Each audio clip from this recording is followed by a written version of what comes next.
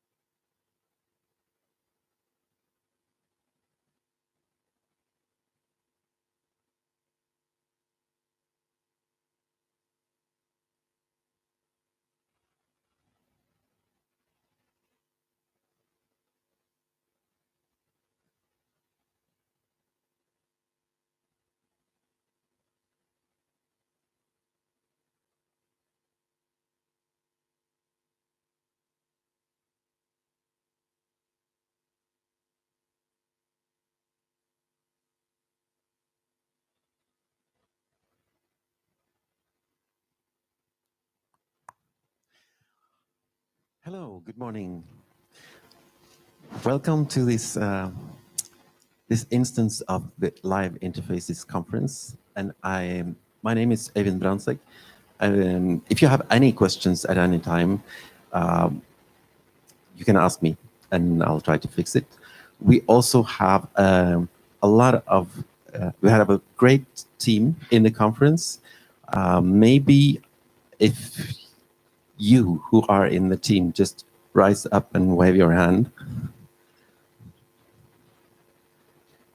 If you have any problems, ask some of these people and it will eventually get solved. So I'm really proud to have a really good team with me. Now, I am honored to have the the head of the Department of Music at NTNU, Nora Bilalovic Kulset. Give us a welcome. Thank you, Eivind. Good morning, everyone, and welcome to Trondheim. Welcome to the Norwegian University of Technology, Science and Technology. It's the largest university in Norway, actually.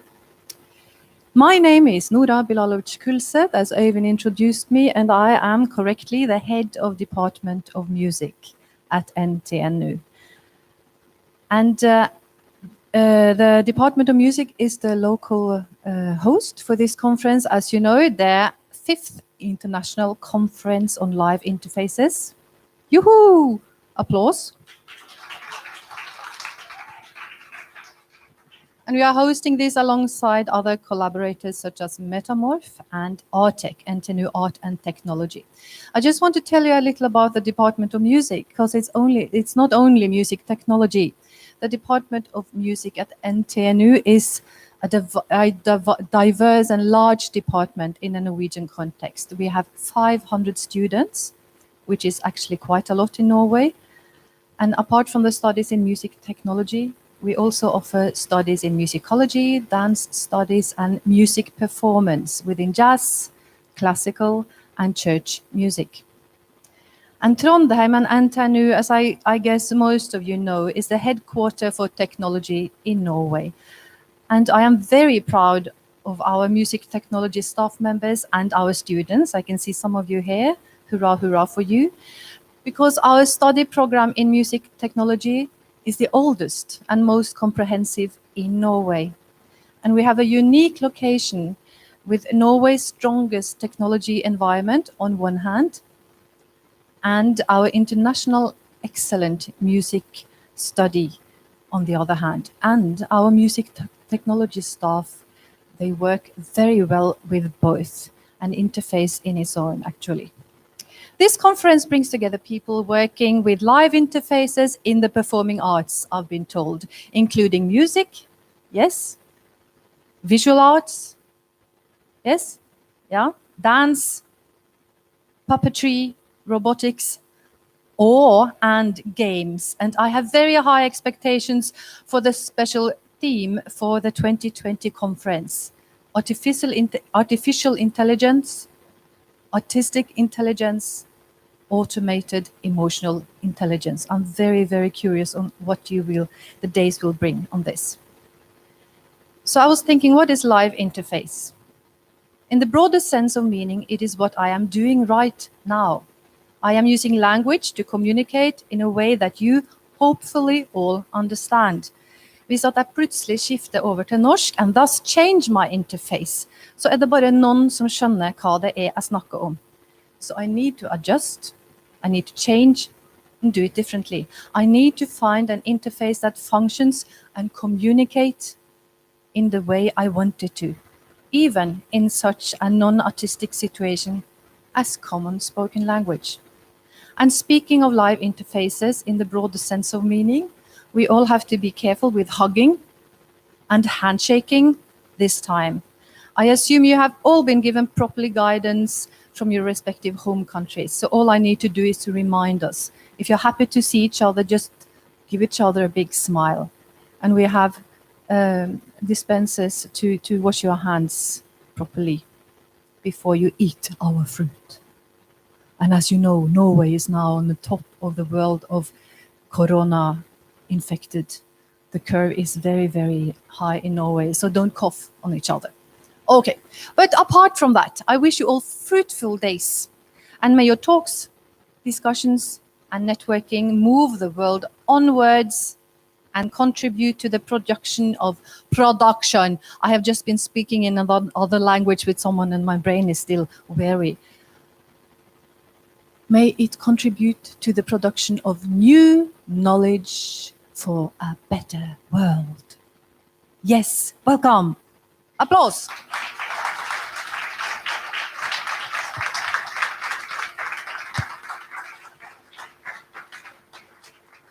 So now I'm not going to take more of your time. I know it's very boring to listen to head of department opening conferences. So, Eivind, do you want to? You are introducing the program. Handing the mic over to you. Yes. Enjoy, everyone. Thank you, Nora. So yes, I want to give a little bit of practical information. You have gotten lunch tickets in your name badge, and the lunch will be across the street at the Arts Academy Cantina. That's one thing. You have 3 tickets, one for each day. The Metamorph catalog, you should have gotten that with your registration over here. If you didn't get it, please go get one. There's an exhibition at Gråmølna Museum right over here. It's unfortunately closed on Mondays, but it will be open tomorrow and Wednesday. In the breaks here, you might get a chance to, I hope you get a chance to get a glimpse of that, and you have free entrance with your badge. Yes, and also another exhibition at Metamorph, which is at Trøndelag Center for Samtidskunst in Fjordgata. Should be also be possible to find it via the program, Metamorph program that you got. That's only open on Wednesday, so make sure that you make a note in your calendar to plan to go there after the conference on Wednesday. Okay, now we are ready to start the first session, and I welcome Federico Visi.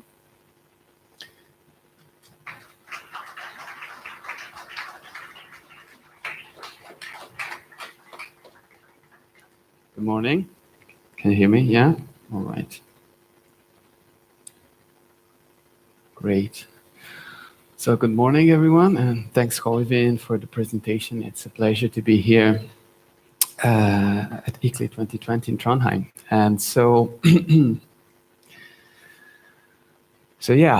Federico Visi. I'm part of the GEM cluster, is a gesture embodiment and machines in music research cluster at the School of Music in Piteå in Sweden. And I co-authored this paper that I'm going to present to you with Atao Tanaka, who's a professor at Goldsmiths, University of London. And I started this work while I was a postdoc there, and I continued it in Sweden.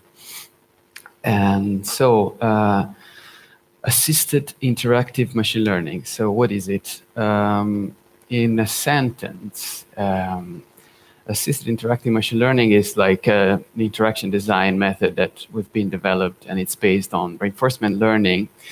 And the purpose of it is to explore the vast space of possible mappings between gesture and sound synthesis, so various possible ways that one can map a live interface to a sound synthesis engine, okay? So you may wonder why we would use such a,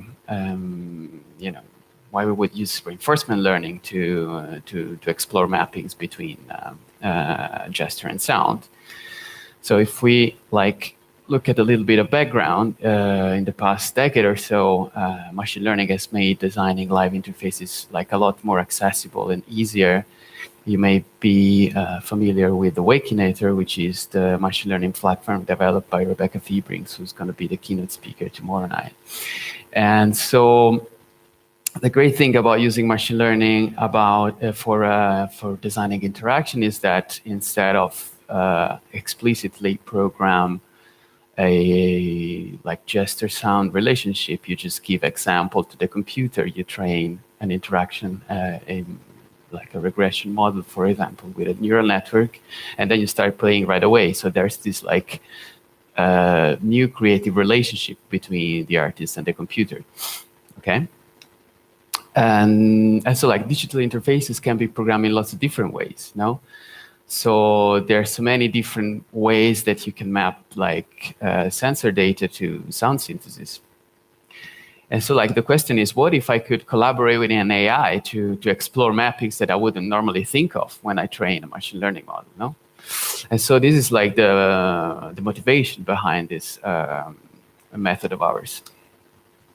Okay, so this is like the typical interactive machine learning situation where you've got on one side like control gestures such as that are tracked by some motion tracking device. Here I've got my sensor armband.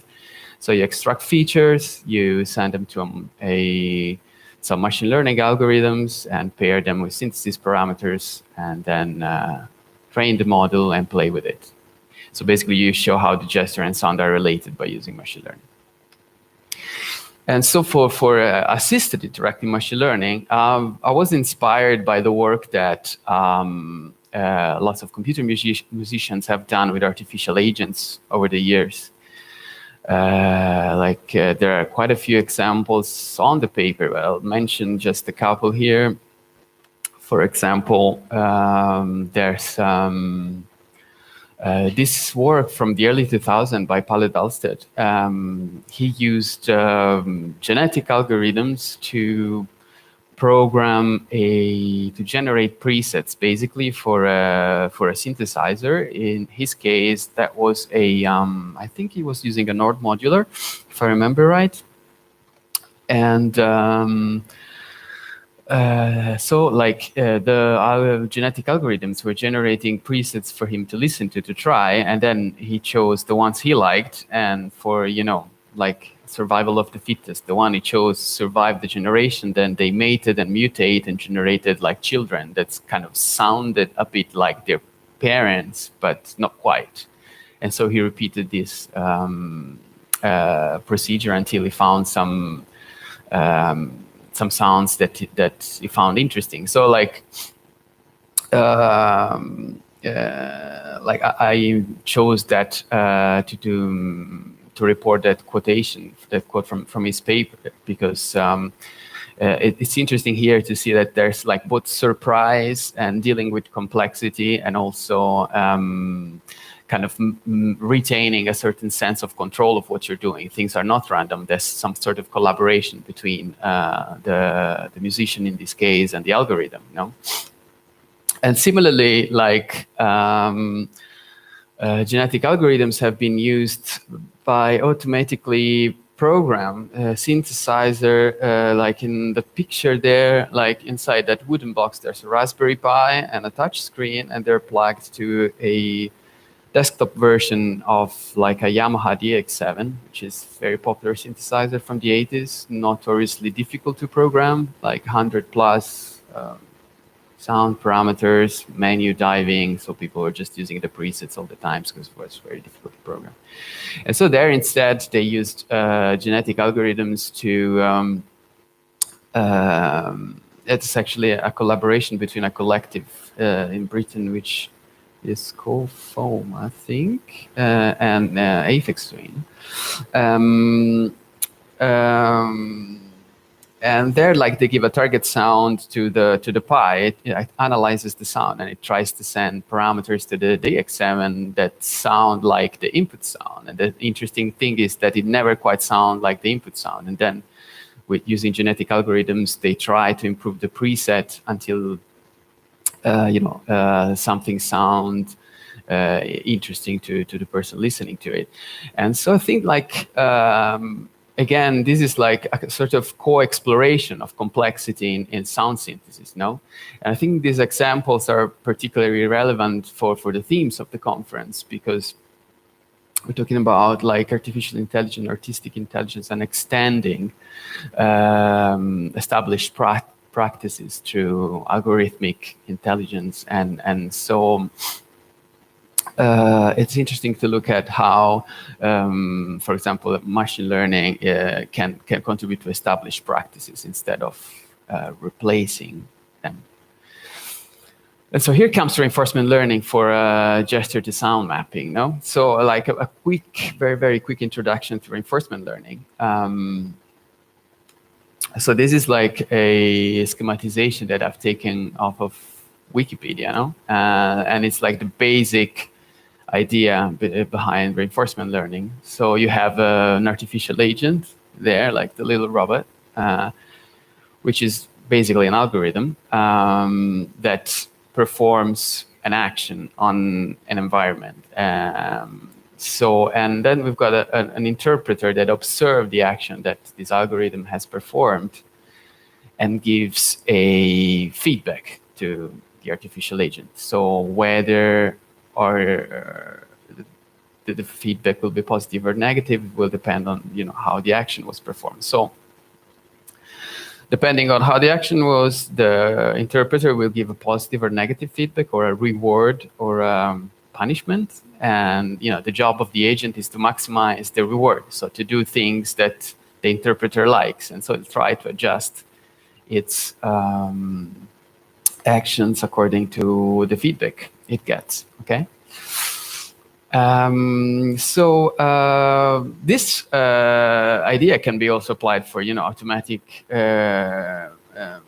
programming of synthesizer for sound synthesis. This has been done by Hugo Scurto and his colleagues, and he published last year a very interesting paper about applying these ideas to the automated programming of VST synthesizers, of software synthesizers, where he had a reinforcement learning algorithm that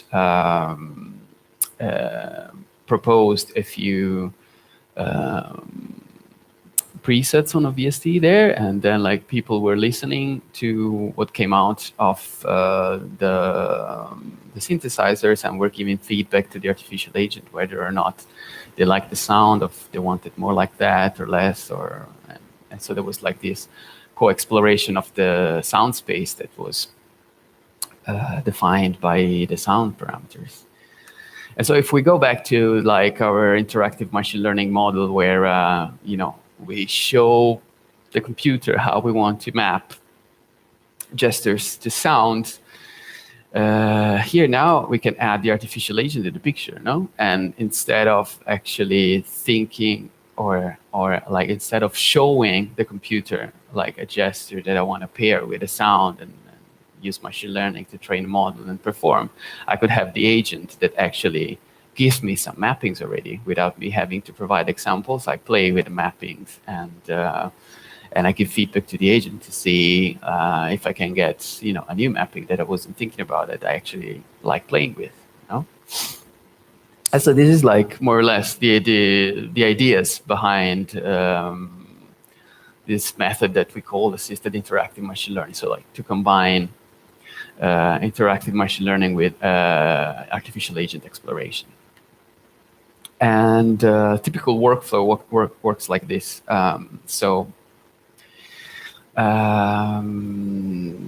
You have your own synthesizer, you program a few presets and store them. And then you ask the artificial agent to explore the gesture feature space and give some motion features to you to pair with the synthesis parameters. Then by pairing synthesis parameters and motion features, you train a neural network, and there you go. You've got a mapping to play with. You play a little bit with it, and then you can give feedback to the artificial agents in step 4 there, whether you like the mapping or not. Also, there's a third kind of feedback, which is explore. So basically, that means try something completely different. Just go away from the particular area of the feature space you're in. And I explained that further in the paper if you want to check it out. And so, and then, yeah, if you liked that mapping, you can store it and save it and then use it for performance later, no?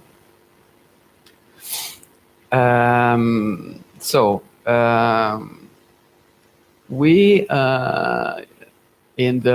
use this method for with different synthesizers, like for a user study that is described on the paper. We use that with a simple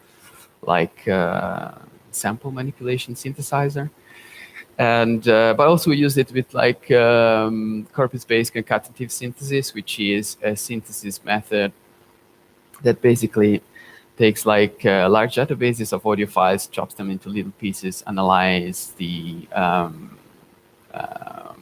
audio features of them, and then map them on a feature space. So imagine those points, each one being a small fragment of sound, and they're ordered by, for example, I don't know, spectral centroid, loudness, and pitch, for example. And so yeah, then what I did was to apply self-organizing maps to organize a complex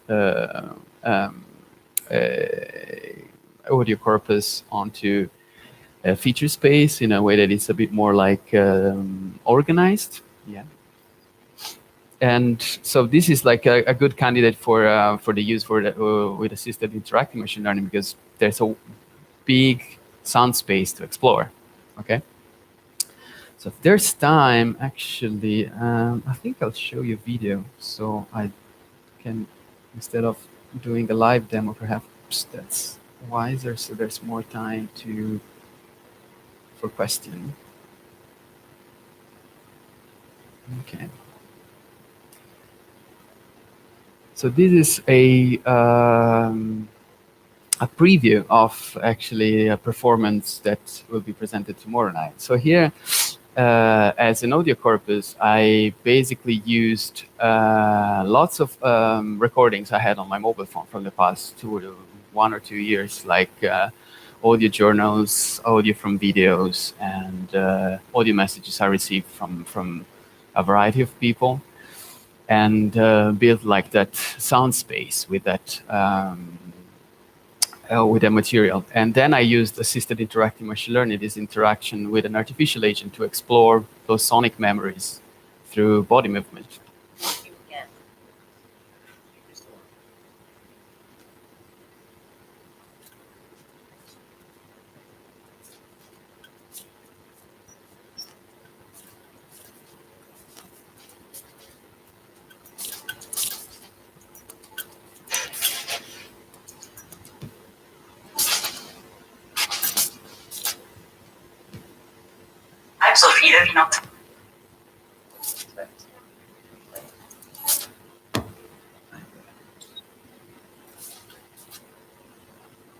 Okay.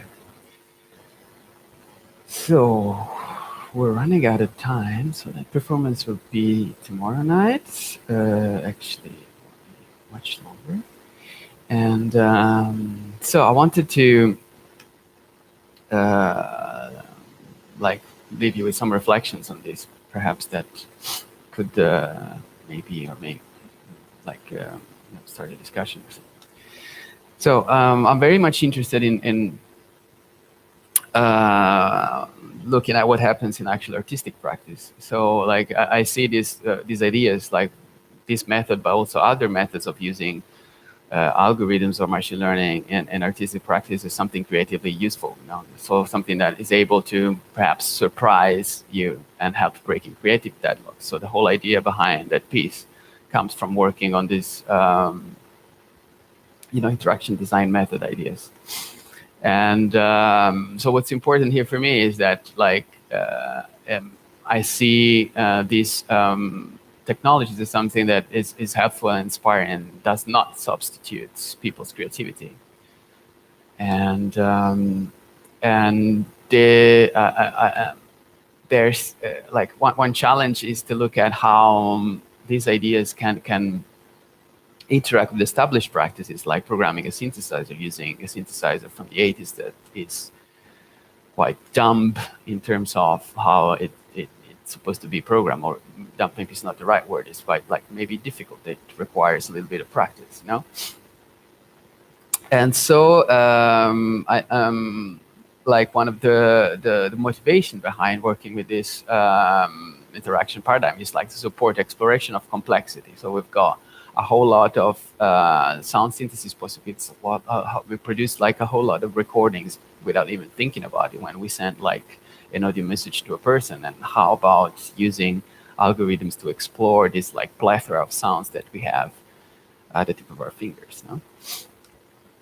And also another thing that I find interesting is that perhaps by co-exploring how a synthesizer works using an AI, I can actually learn a bit more about how that synthesizer works. So there's like learning through co-exploring. It's a bit like, try to break things together with a robot to see what's inside, no? And not only you learn about the synthesizer, but also you learn about, AI and machine learning that is, like if you read the news, there's a lot of anxiety about these things, how they're going to change your lives and so on and so forth. And so perhaps by using it actively to build something, then you learn something about it. Yeah. So tusen tack.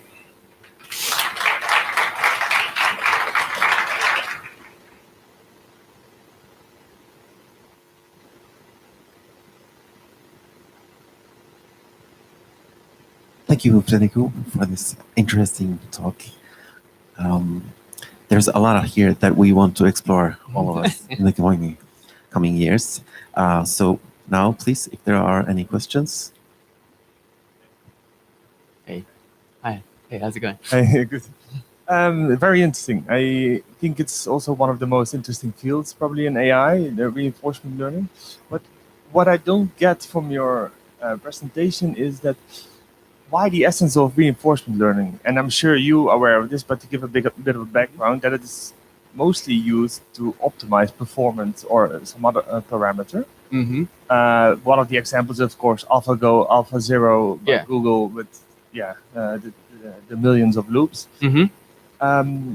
In a way, I see also there's a certain randomization involved where you make a decision. Mm-hmm. So why is it actually that you use reinforcement learning for this? Okay. So you mentioned like AlphaGo, for example, for those of you that perhaps haven't heard of that, like the algorithm there, basically they used, as far as I know, reinforcement learning to simulate like millions of Go games between an AI and itself, and it tried to improve itself, by sort of teaching itself how to beat itself. So like it's like in that case, the reward was winning and the punishment was losing. So it was like optimizing its own strategies. So here instead, like the reward is like me giving a positive feedback to the agent, and the punishment is giving a negative feedback, or telling it like something like, okay, do something completely different, abandon completely that mapping area, no? And so in this case, the thing is that the task is a bit obscure. So like it's not well defined as in the AlphaGo example. It's not like win the game. It's like do something I like, but what is it that I like? Perhaps I didn't even know. And so by interacting with the artificial agent there, you sort of perhaps try to figure out what it is that you like. So there is, of course, like a randomic component in the beginning. We start from something like at random, and we go from there. But then it's not at random anymore, because you sort of steer it into a direction that perhaps you're interested in. And so there's like some sort of path towards discovery in a way. So that's the difference between like using reinforcement learning as an optimization algorithm compared to an exploration one. Yeah, I have another question.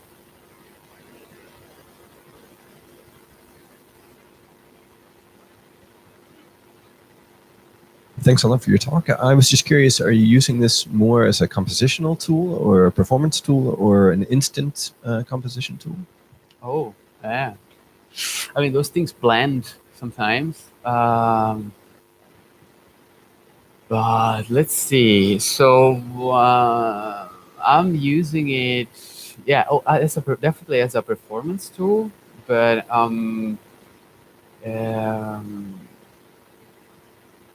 yeah, like if for composition you refer to like somehow defining kind of higher level structures, perhaps the composition there is actually the relationship with the algorithm.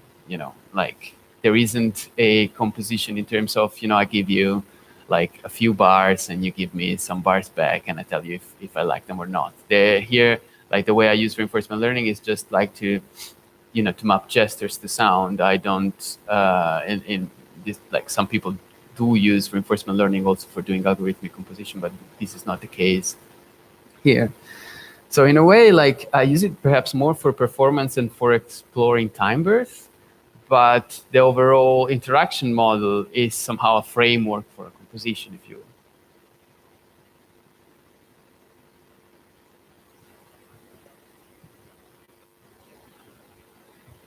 Hi, thanks, Federico, for a very interesting presentation. My name is Kristen Nordervall, and I am curious on a technical level of the video example you gave. It looked like you were wearing an armband to measure Yeah, electrical signals. Is that correct? yeah. It's this armband here. It's Yeah. called the Mayo. It's got like an inertial sensor on it, so like accelerometer, gyroscopes, and magnetometers, and EMG sensors that measure muscular activity. So Right. So I'm wondering about your hand movements and the finger movements. Yeah. Are they sort of ancillary, or are you able to do specific finger and hand movements that actually create something that you feel you're controlling?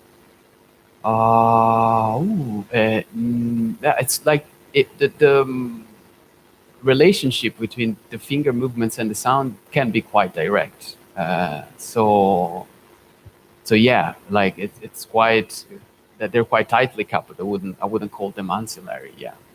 So it's yeah. If you want, I can also later like show you, and you can try it. Hi. First of all, thank you for your presentation. I'm a little bit interested in self-organizing maps and the algorithm. Mm-hmm. There's a performance from Philippe Pasquier and Kivan Tatar working with that. Mm-hmm. Oh yeah. And I think the biggest difference is they make this conventional laptop exploration, just them and their computer. Mm-hmm. And I would like to ask you, why do you use an MIO EEG for that? Do you think it's the best choice as an interface to explore the latent or sound space? Is it personal, or is this like a choice? Yeah. Okay, we could talk about this for Yeah. So I don't know.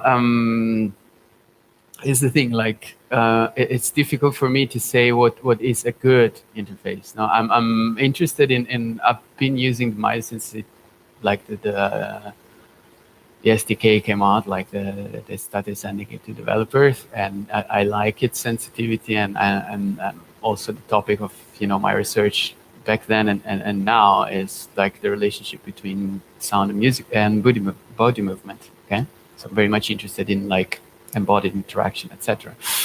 And the thing with Mayo is that it has quite a lot of movement features that you can track, and some of them are noisy. And so, like using machine learning with it, it's like it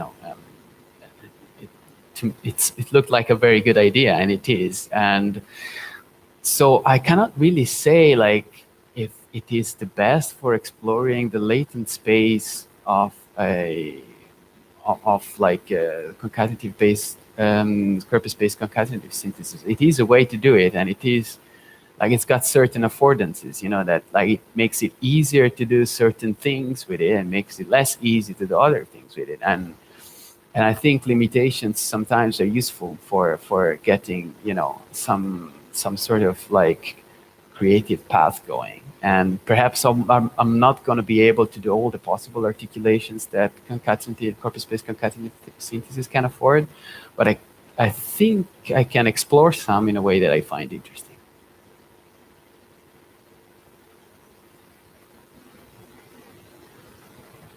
Yes. Thank you so much, Federico. Welcome.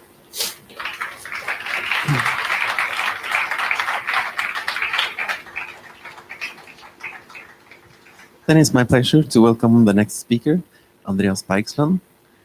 From the high tech of machine learning, deep learning network, Andreas will give it's quite another technology of the inherent logic of the FM radio transmission network. And I'm instructed now to keep it going, so I will entertain by doing some gesture recognition kind of things. And sort of, so we need to replug this thing. So maybe while we actually have the time, so I can get to ask you one more question. No, you can borrow my mic. So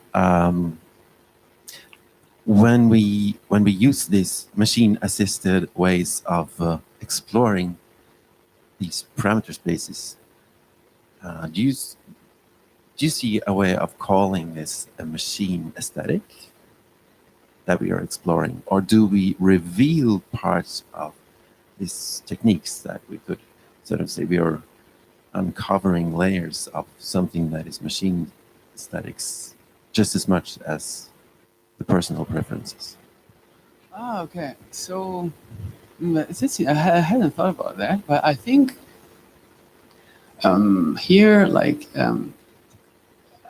I think they're more like machine processes more than aesthetics, and like then the aesthetics perhaps come through decisions that may be influenced by the machine processes. So it's not like aesthetic per se, it's somehow like a modus operandi that then you apply to different aesthetics, I think. And so like using, in that particular case, using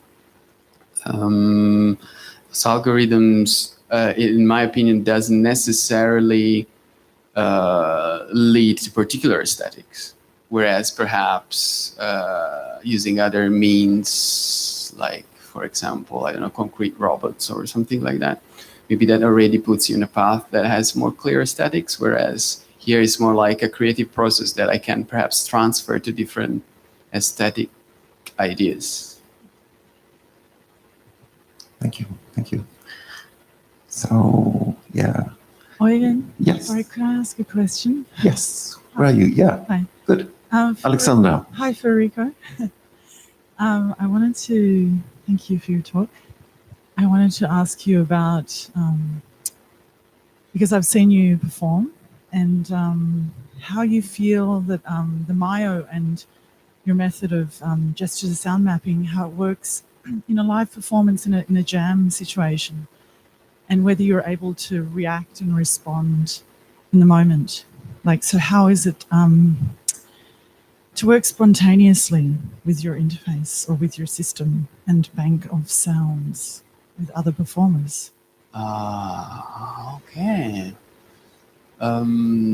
So for this particular system, that's a good point, because I've never used it with other people. Like, it was, just myself and the agent, basically. So it was like, but yeah, I think, like, in perspective, there could be a very interesting situation where you're like using it in, it becomes like, an additional player in like an improvised situation. In the past, like, I used the Mayo and other techniques for improvising with other people. But like, if you add an artificial agent in the picture and somehow make things go in a way that, you don't have to think too much about what's, like under the hood, and you just create a sort of flow between you, your co-players, and your co-explorer, then I think things could become actually quite interesting, and I would be very interested in exploring that idea, actually. Yeah. Thanks. Thank you again, Federico. And now it's time to give the stage to Andreas Bergström. Let me give one practical information. If any of you have shared the live streaming link for today with your friends, it has been updated. There was a technical failure at just before 10. So the new link is on the Live Interfaces webpage under the live streams address. So now, Andreas.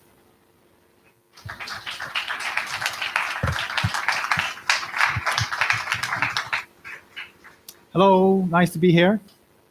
So I am usually firmly rooted in the digital domain, but today I will be fully analog. I'm going to talk about a little side project that I've been working for with some years, involving radios and FM transmitters. And what initiated this project was the Norwegian government's decision to shut down national FM broadcasting in the fall of 2017 in favor of a new digital radio standard called DAB. And the hope, of course, was to FM radio technology to rest in peace. The political decision had some uncomfortable side effects, though. Dagbladet, a major Norwegian newspaper, reported in 2016 that with the shutdown, 15 to 20 million radios would be turned into e-waste. Although they were perhaps exaggerating a bit, this was without a doubt a political decision which resulted in dumpsters filling up with e-waste. And at the same time, the new demand for DAB radios exploded and created DAB millionaires. And this provoked me a lot. Luckily, not all of the FM radios ended their life at the dumpster and were instead put out for sale on the internet. And as you might already have guessed, a part of my project has been to collect all radios. Although I have collected all sorts of all sorts of radios, I fell in love with a certain type of radios that seemed to me a kind of high point in the development of FM radios. Here are 4 of them, not the small ones, but the ones that I'm showing on the slide here. They're all from around 1970 and examples of high-quality table radios with, in my view, great design. For instance, this Tandberg is a designed icon.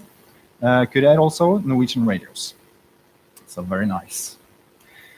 Another aspect of the project is related to the new broadcasting situation with a tiny few local stations remaining on each end of the FM band, and where the range in between suddenly has become dead air. This was for me an invitation to exploit the situation artistically, and made me also realize that I also needed to start working with transmitters to explore this playing space. And before I show you my setup and approach, however, I would like to take a little historical detour concerning the artistic use of radio. So we have to start back in 1933, because applying radios in art is not a new idea, of course. Here we can note how the Italian futurists Marinetti and Masnada in 1933 used musical terms to describe the universe of radio sounds.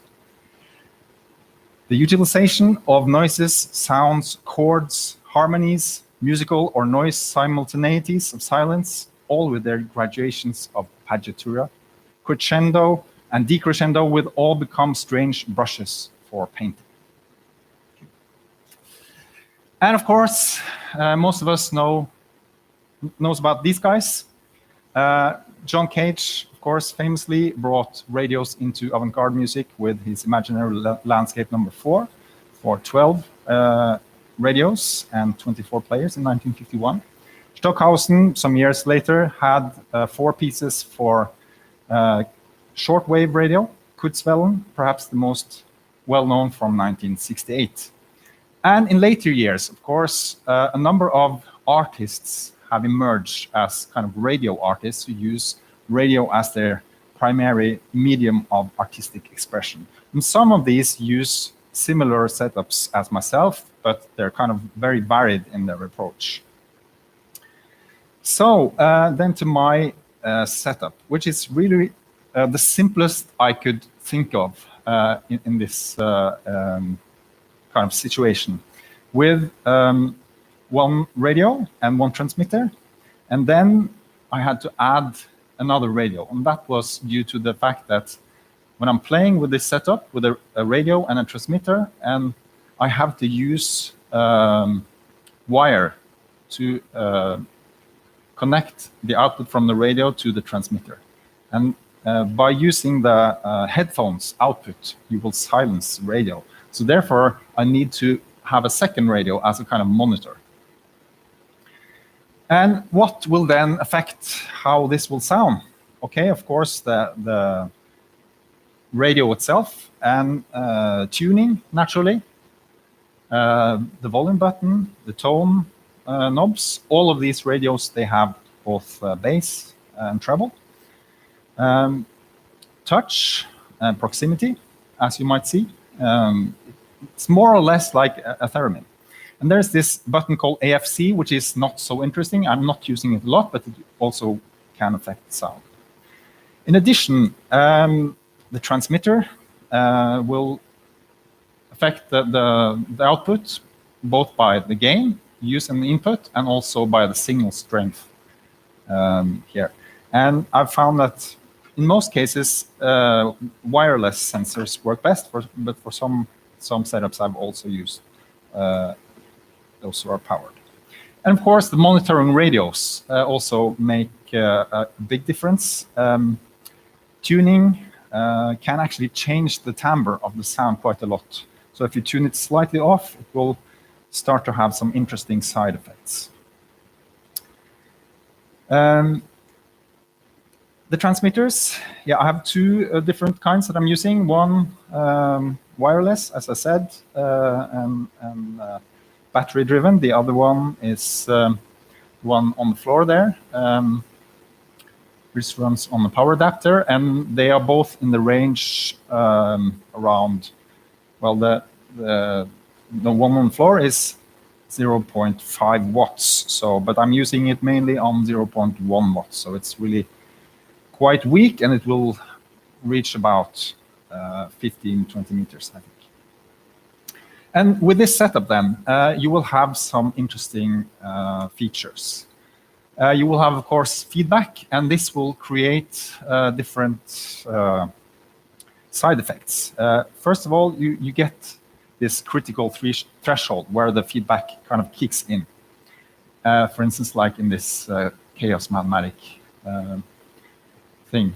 And of course, when you get above this critical threshold, things will start to behave non-linearly. And somehow unpredictable, but as we will see, it's possible to map out some of this. And you might also sometime have this hysteresis effect. That is that the history of the system will affect how it behaves in the future. So what I've done quite recently is to start really mapping out each radio, or I've started with this one, a Blaupunkt. And I wanted to kind of visualize how I think, or how I become to think about this as a kind of two-dimensional figure, with the transmitting frequency as the kind of reference point in the center, framed by kind of static on each end, where it will go from, I mean, it will lose the signal from the transmitter. And this then will create a tuning range of interest. And then there's another factor, which I've called level range, and it's kind of volume, but not only, because this will be affected by the tone buttons as well, and also touch and proximity. So you can actually change so-called level with other parameters than not only volume.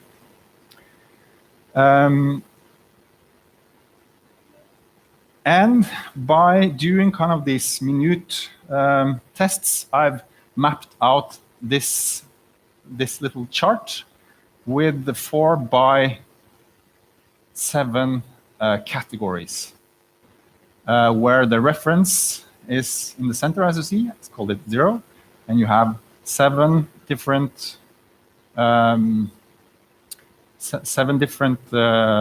places, 3 on each side, and the numbers on top is kind of the megahertz equivalent the deviation from the center. And then level is kind of set up here as in musical terms, like different dynamic levels.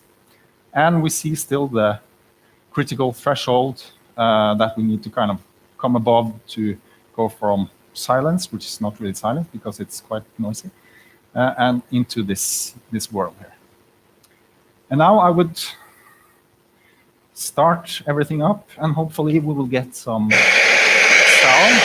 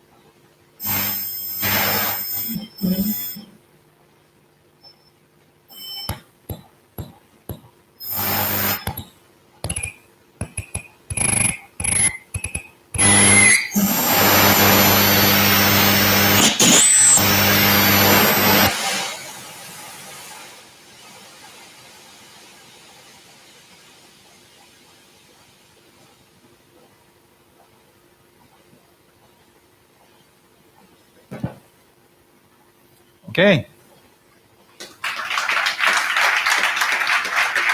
Yep. So what I tried now was to kind of do a little tour of this this landscape here. We can just silence these ones for a little while. And I don't know if you were able to follow it, but I've kind of wanted to create a kind of map for mentally being able to navigate this space. And what I found is that, I mean, it's really, really small control space because I only have a few degrees, I mean, quarter of a knob for the tuning and a little more on the volume. They can be kind of halfway up to full. So it's not a lot to play with.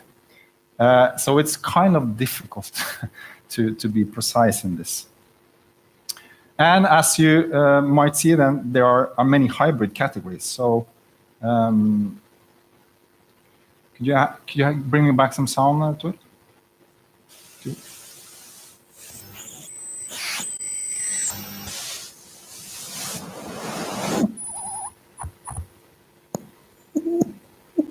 So this is the pulse tone. It's kind of tones and pulses going back and forth.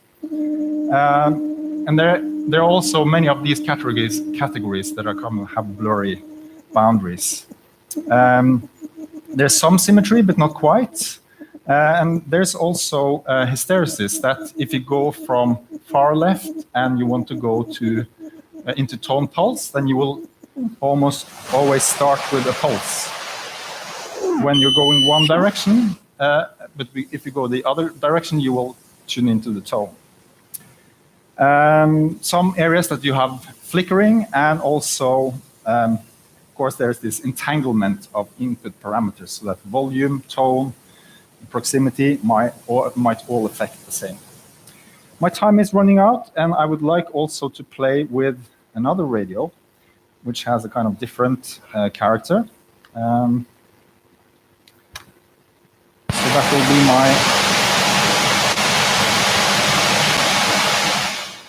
that will be my last thing. So I will start up this other receiver, and we will start these ones again.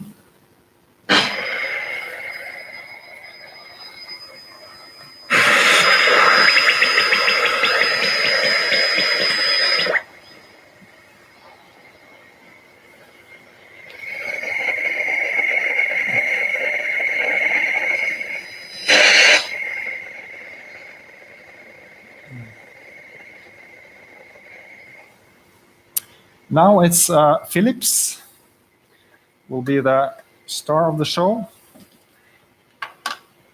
And hopefully we can get some sound in this one.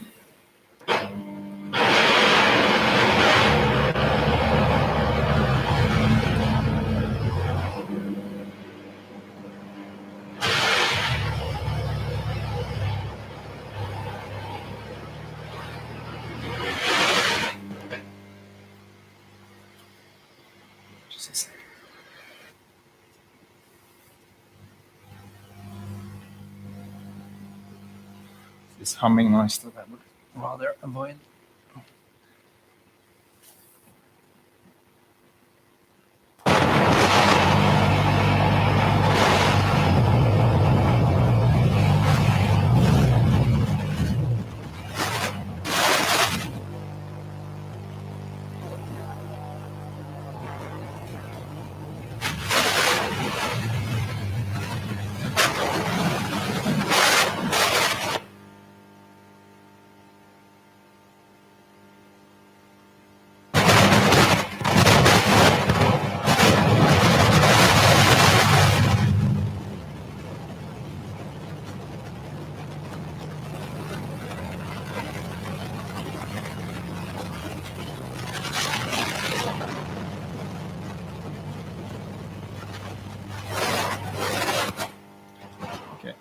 I'm sorry, but it is not sounding like it's supposed to.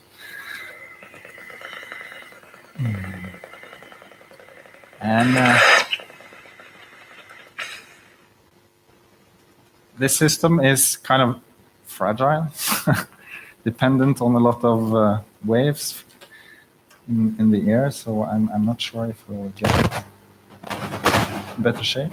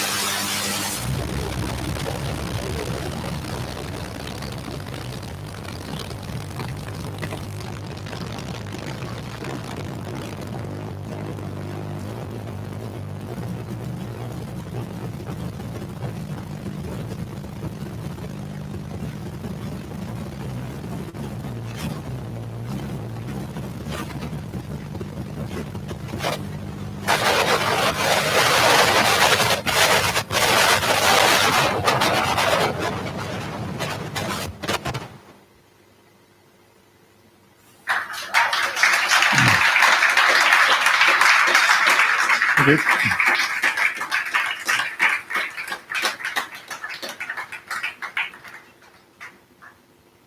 So much, Andreas. Thank you. So, please, questions around this.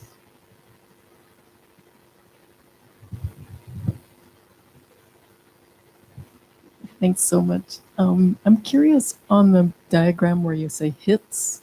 Yeah. Is that referring to that signal from the few operators that are left in the field? There are none at this. Nothing. No. If there were an operator and you were getting some kind of signal, Mhm. would it be clear or would it be very transformed in this setup? I think they will pretty much, the transmitter will pretty much override a general broadcast. But since, I mean, what we're receiving in Trondheim is already very weak because it's out from the districts. So it's kind of, you never really get a clear signal from those broadcasters. But it would be interesting, definitely, to kind of to see if you could gather in some of the broadcast and mix it into the play.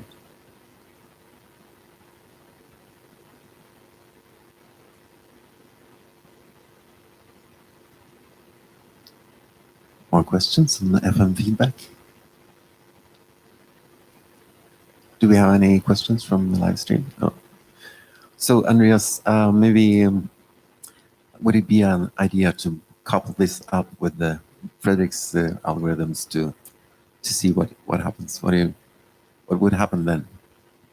Yeah, that sounds interesting. Of course, you would need to have some kind of digital control of transmitters, and I've kind of thought about that. So I have a couple of transmitters lying around, which I could hook up to a microcontroller, and that's kind of a coming phase of the project. I thought to kind of to have instead of me playing the knobs, that I could actually play it in different ways.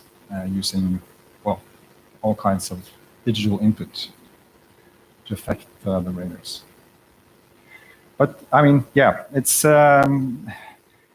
kind of well, my experience now was that I mean, this setup is kind of, as I said, fragile. It depends on a whole lot of things, and the way it sounded now was not as it did earlier. So it's kind of it's difficult to really have a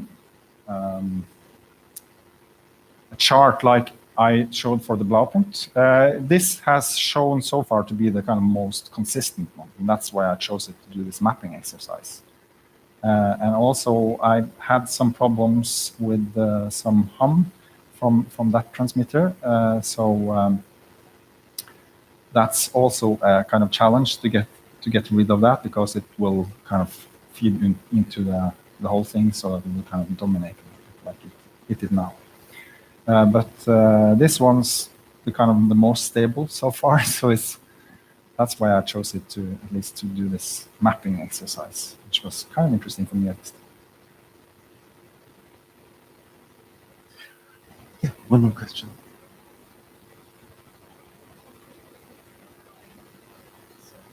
I would be interested why you want it so stable, because I think the beauty of the FM is that it's partly uncontrollable. Yeah, I get your point, and that's the way that I normally played it. I kind of just it's like surfing, right? You're on the top of this great wave, and you're just trying to be in the moment and do what you feel like. So this was a kind of a different type of exercise that I did for myself. I mean, the title of the paper is to use this as an instrument, and I thought, I mean, let's try to play it as an instrument, to think of parameters and try to control it more or less. So, and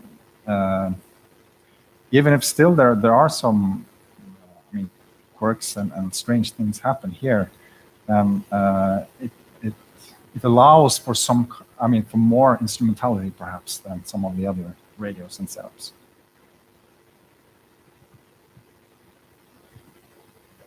Yeah, interesting work. I'm sort of thinking back, sort of in the history of radio, free radio, and also how FM radio is still used, or maybe it's AM radio, but in the Arctic region they are using it a lot for storytelling, because people are transmitting and receiving.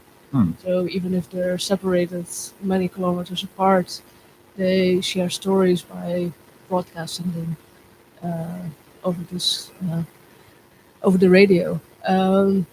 So I was now also thinking, like, well, now you're sort of feedbacking with yourself, but I mean, this would, of course, now that the air is free, I don't know if there's still legislation that prevents you from actually broadcasting strong signals. But if not, or if you want to break the rules, you could actually do sort of these long distance like feedback loops between different performers, which I think could be really interesting. Also in the sense of not just reclaiming the hardware, but also reclaiming the medium. Anyway, actually, and you could immediately have like an audience of people who have not thrown away radios yet. That's a very interesting suggestion. Actually, the first transmitter I bought was, I thought it was ridiculously weak. It was only 7 watts. But it turned out to be actually, it could broadcast for 20 to 30 kilometers. So still with that one, you could actually do what you're suggesting. So yeah, really, really interesting suggestion. Thank you for that. Good. Thank you so much, Andreas.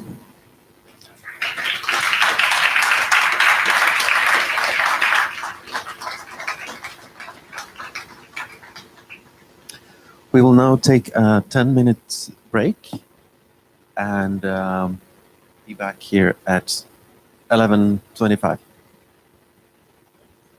Thank you.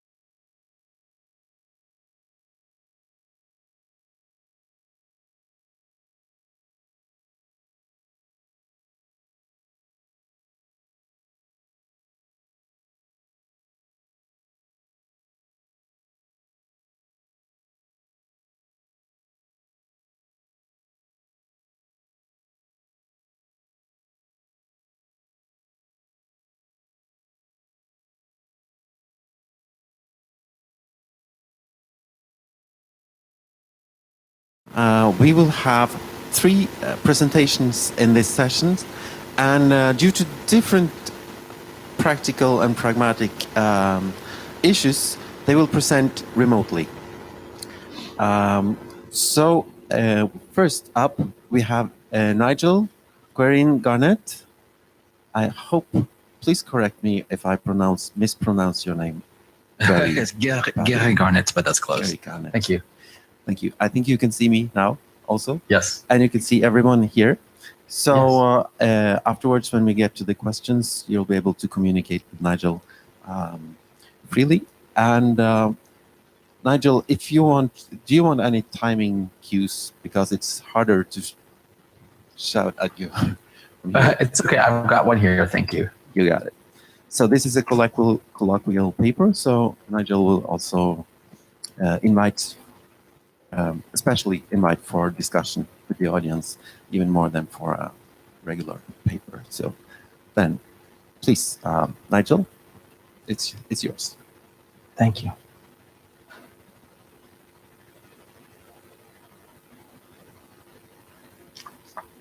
Right. Thank you, everyone. I'm delighted to have this opportunity to speak with you today about my project, Machines in the Creative Process, Limitations Through Choreography. Thank you for having me, and a big thank you to the organizers for such a streamlined, smooth experience. Today, I will discuss some facets of my current practice-based PhD in the hopes of sparking new lines of inquiry around creative processes, as I think these are crucial questions that should be ever increasing in importance. I originally come from the dance world. During my professional career, one of the most valuable lessons I learned was that I don't particularly understand speech in the context of contemporary choreography. It could have been this discovery that altered my focus towards the fashion world, where I subsequently remained for the next 15 years. But the only reason I mention this is because I suspect it may be part of why I'm interested in new creative processes and inquiry. After all that time, I felt like I needed to be creative, truly creative again, instead of designing yet another asymmetrical t-shirt. I'm not diminishing the importance of fashion design, but I do think we need to be asking ourselves about its future version or versions. I would like to outline fashion within the context of my research. For me, it is about our existence within a setting and the way in which that materializes, and how this interaction is experienced by both of us on either side, mainly within a live scenario. We make conscious and unconscious choices that build our identity or identities. The way in which we interact with technology and or machines, or choose not to, are decisions that we make. So, by extension, we could say our relationship with machines also affects our identity. In hindsight, although I may not grasp the gravitas of the spoken word within the dance theater or dance making world, it must have had an effect on me as an audience member. Replicants are like any other machine. They're either a benefit or a hazard. Despite Blade Runner coming out in 1982, the role of machines in society is a discourse that's been around since at least the early 19th century. Although still debated, the Luddites were artisans that supposedly destroyed mechanized looms because they thought their skills were being replaced. During an interview on public television, computer philosopher Jaron Lanier suggests, the original Luddites were neither opposed to technology nor inept at using it. Many were highly skilled machine operators in the textile industry when he was discussing technology with society in 2013. On Silicon Valley supercomputers amassing consumer data without financial benefit to their users, Lanier continues with, you might get free music, but the possibility of you ever becoming a self-sustaining musician becomes more and more reduced.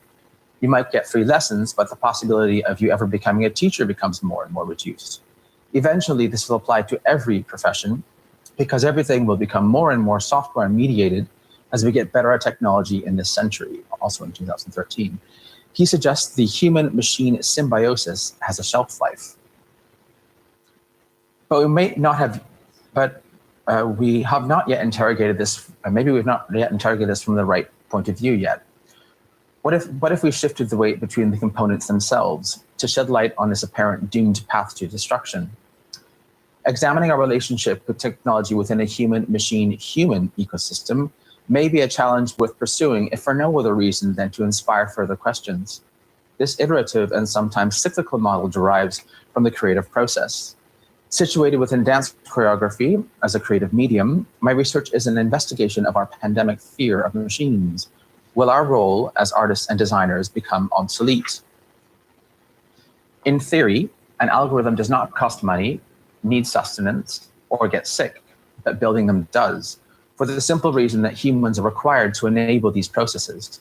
How long this remains equally symbiotic is currently anyone's prediction. I refer to algorithms as intangible machines. I have intentionally refrained from referring to them as digital machines, as they do not necessarily always have to be digital or computer generated. In its rawest form, an algorithm is like a recipe. It can be described as a series of instructions designed to execute a function. In my work, I work with a biostatistician to co-create these algorithms that can process the data generated by motion capture technology. In their co-run's choreographic system, Louise and Luca Sirkovich-Fries have built an algorithm that uses machine learning to acquire understanding how a given performer dances. The algorithm is intended to act as a choreographic tool to predict what the next movements might be in that particular style. Also using mocap technology to capture the dancer's movement, they tested their stick figure avatar after approximately 10 minutes, 6 hours, and 48 hours of learning. Only after the latter did it begin to understand the joint relations, syntax, and style well. Choreographer Wayne McGregor is currently resident choreographer at the Royal Ballet in London and artistic director of his eponymous company. He developed a tool to algorithmically affect choreography in collaboration with Damien Henry at Google Arts and Culture in 2018, entitled Living Archive. This technology has absorbed his company's 25-year archive of choreography in the style of his 10 dancers. It can recreate their movements, mimicking the tempo, dynamic, and individuality in stick figures on a large screen for he and his dancers to engage with directly. Google has developed an algorithm that predicts the next series of movements in each dancer's specific style. McGregor explains, presented with options for possible sequences of movement, the dancer could then use the phrase, interpret it in their own way, or use it to inspire improvisation. Henry explains, this produces a total of 30 potential choreography sequences, which at the moment last about 10 seconds, and which are displayed on a computer screen using a similar skeleton visual. McGregor chooses one he would like to use. Then, whatever the dancer does can be recorded again and re-injected into the machine. Henry goes on to say that the Google tool is not meant to invent moves that have never been seen before. The point is not to replace the choreographer, he says, but to create options in a very efficient and fast way, so that the creative process never stops. The creativity will come from the use that Wayne will make of these options. McGregor clarifies, the choices are still mine. I'm the source. I'm the person at the beginning. I see this more as an opportunity. I love being in the game. And that was in 2018. However, Co-Run and Living Archive are not the only computer-aided choreographic systems around. At the Second International Conference on Computational Creativity in Mexico City in 2011, Carlson, Skipworth, and Pasquier presented their version of a computer-assisted choreographic system called Scuttle, generating movement catalysts for computer-aided choreography. Within their paper, they compare it with existing systems that have been developed over the last several decades.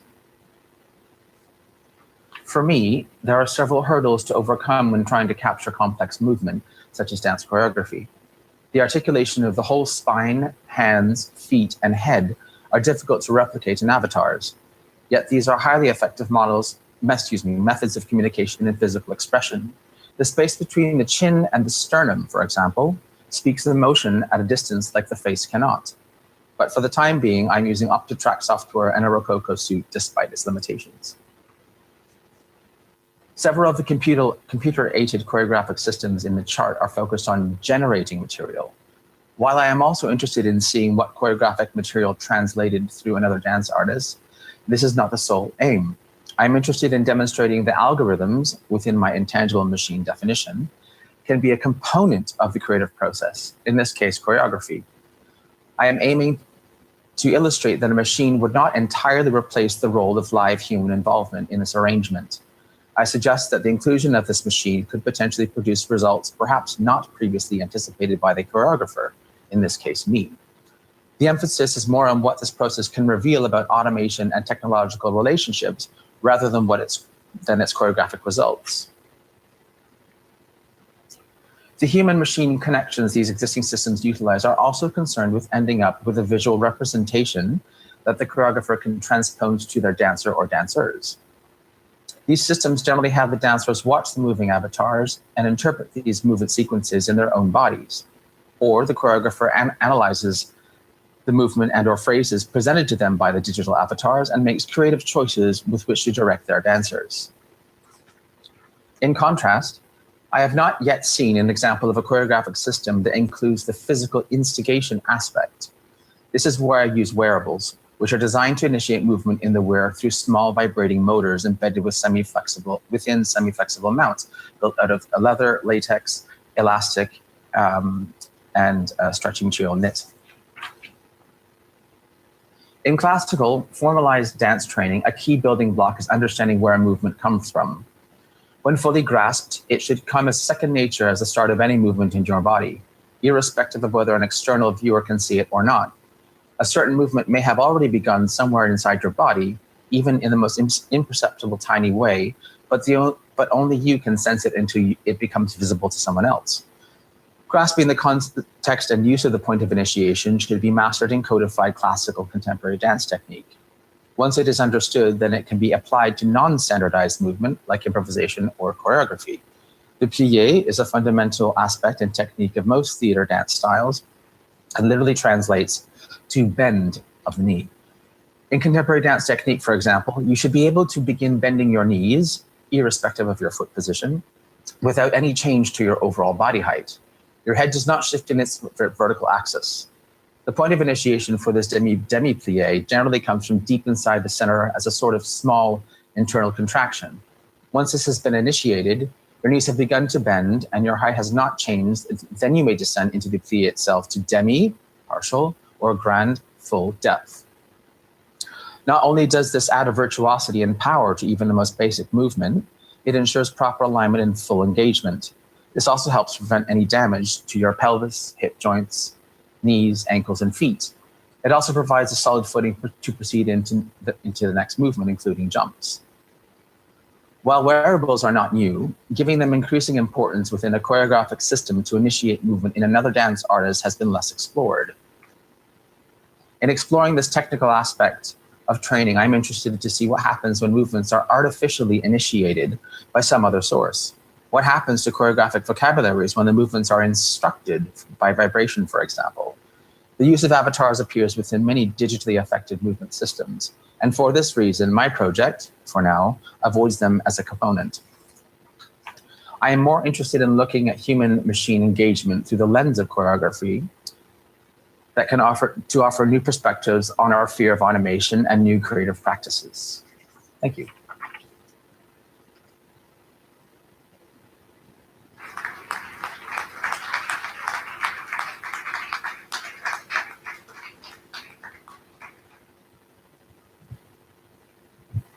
Thank you so much, Nigel.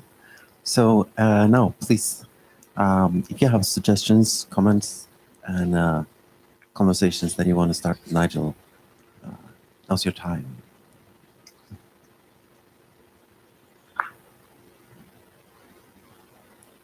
Yes, Christine. I would love to hear a little more about the sensors that the dancers are wearing. What are they feeling, and what are you using those sensors to communicate? So they're less sensors than they are small vibrating motors. They're actually just pager motors embedded in pieces of silicone and using e-textiles to communicate from the power source to the vibrating piece. And those are embedded in those leather or black pieces you see on the body. So the small vibrating sensation on the body is what is giving an instigation or a point for the dancer to begin moving.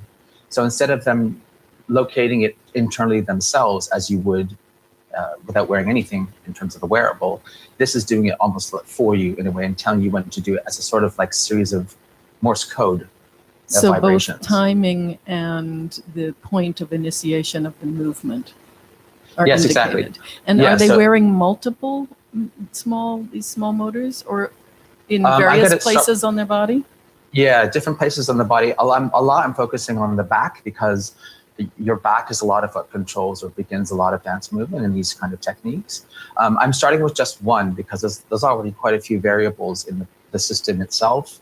And I think that if it had quite a few of them, it might get quite complicated and might be a bit confusing to the dancer. But that's not to say that that could be a next step, or maybe there's something that happens about the communication of two different points, or maybe with one senses off the other. Those are other iterations that are entirely possible.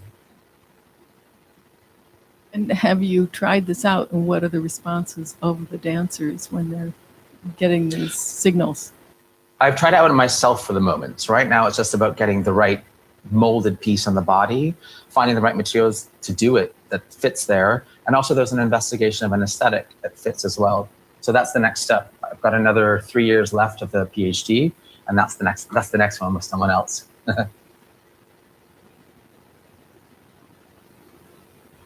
Yes. Hello. Yeah, interesting work. I was wondering if you were familiar with the work of Motion Bank, which was the studies of digital choreographies or documenting choreographies by the Forsyth Company. William Forsyth Company? Yeah, yeah. Okay. No, I know Forsyth's the work, but I don't know a Motion Bank. Is that the name of the piece? It was like a 4-year research project, early 2010s. Okay. But then, I mean, he has already, I think since the late 90s, done this sort of documenting his choreographic ideas with video and digital means. And they are also still running this choreographic coding lab, which is happening. Well, it's sort of irregular, but it happens in different places, and it brings together like coders and dancers and people, yeah, involved in choreography. So that might be interesting places to check out. What is going on there? I mean, a lot of this area of work is, as on the chart that I was showing, there's even before 1990, like there's definitely work been done in this sphere, absolutely. And it's more the bit about actually initiating movement that I haven't seen anywhere as of yet. A lot of it's interested in or working with avatars or other sources or mapping or sensing or recording in some way. And I think those are all extremely fascinating. And it's like that's the data collection essentially. Then it's what you do with the data. But that's really helpful. Thank you. I didn't know of the Motion Bank. Yeah. Yeah, but I mean, thinking of haptics in dance, then I'm immediately also thinking of methods from context improvisation to, which is of course a lot about sort of initiating movements through contact. So I see there's interesting potential there to, I don't know, have these sort of digital contact or mediated contact. So I think that's really interesting. Thank you. The contact improv is actually a method I use to come up with material. So I trained in contact improv about 20, 25 years ago. And there's a company in Canada called KG de Dance that's quite specialized in that area that trained us at the time. But it lends itself, as you say, so well to haptics or some other way of adjusting or affecting like the way that two dancers might interact physically with one another.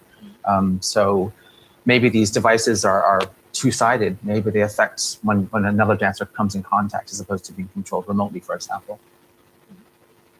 Yeah, thanks. Thank you. Hi, good morning. Congratulations for your work. My name is Philippe. I was wondering what's the role of music within this the project. I might not have understood, but music is so much related to the body, to the way that you move. So how does the music relate when you have physical things challenging you or triggering movements? What's the relation that you music with your project? It's interesting. I've had that question or questions around the aspect of sound or music or soundscape a few times, and it's a really interesting one because initially the whole reason I started dancing was because of music. Like it's a very big part of my own practice. But often, I mean, particularly in the contemporary sphere, any kind of audio or soundscape is generally to support what's happening visually or physically, as opposed to something might be in classical dance. It's really quite dictating what's happening on stage in terms of tempo or composer or whatever, or what have you. I've chosen to remove sound from this particular system, illustration of the system, because again, it's another variable. It's another thing to consider. And I want to see at least what happens visually or physically with the response to this dancer or dancers from my own phrase of movement. However, music specifically is something I use to come up with the original material of my own. That's something I use an awful lot and have for a long period of time. And there might be things to consider about miking the actual vibration that happens on the body. Maybe that creates its own sound score. Maybe that generates its own kind of audio or you know, music into itself. But for the moment, at least because of the amount of variables that happen in this system and for the purposes of illustration, I've removed sound, although it's definitely a next step.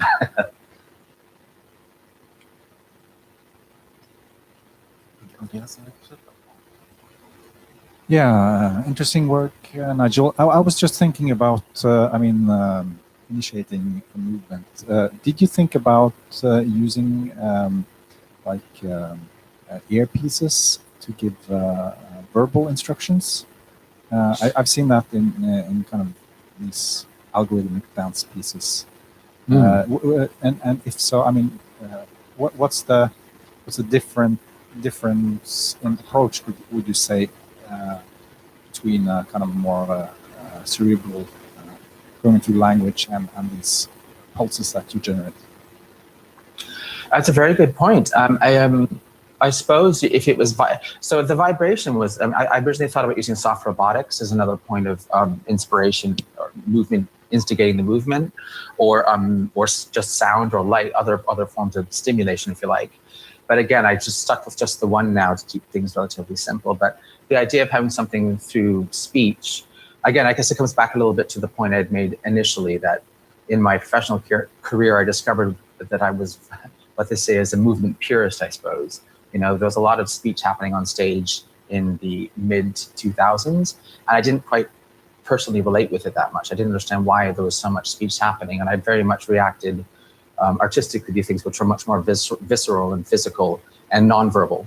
But that's not to say that it couldn't be sound, or it could be some other kind of instruction that happens maybe in just one ear or both, or maybe it's sonic that way. I don't know.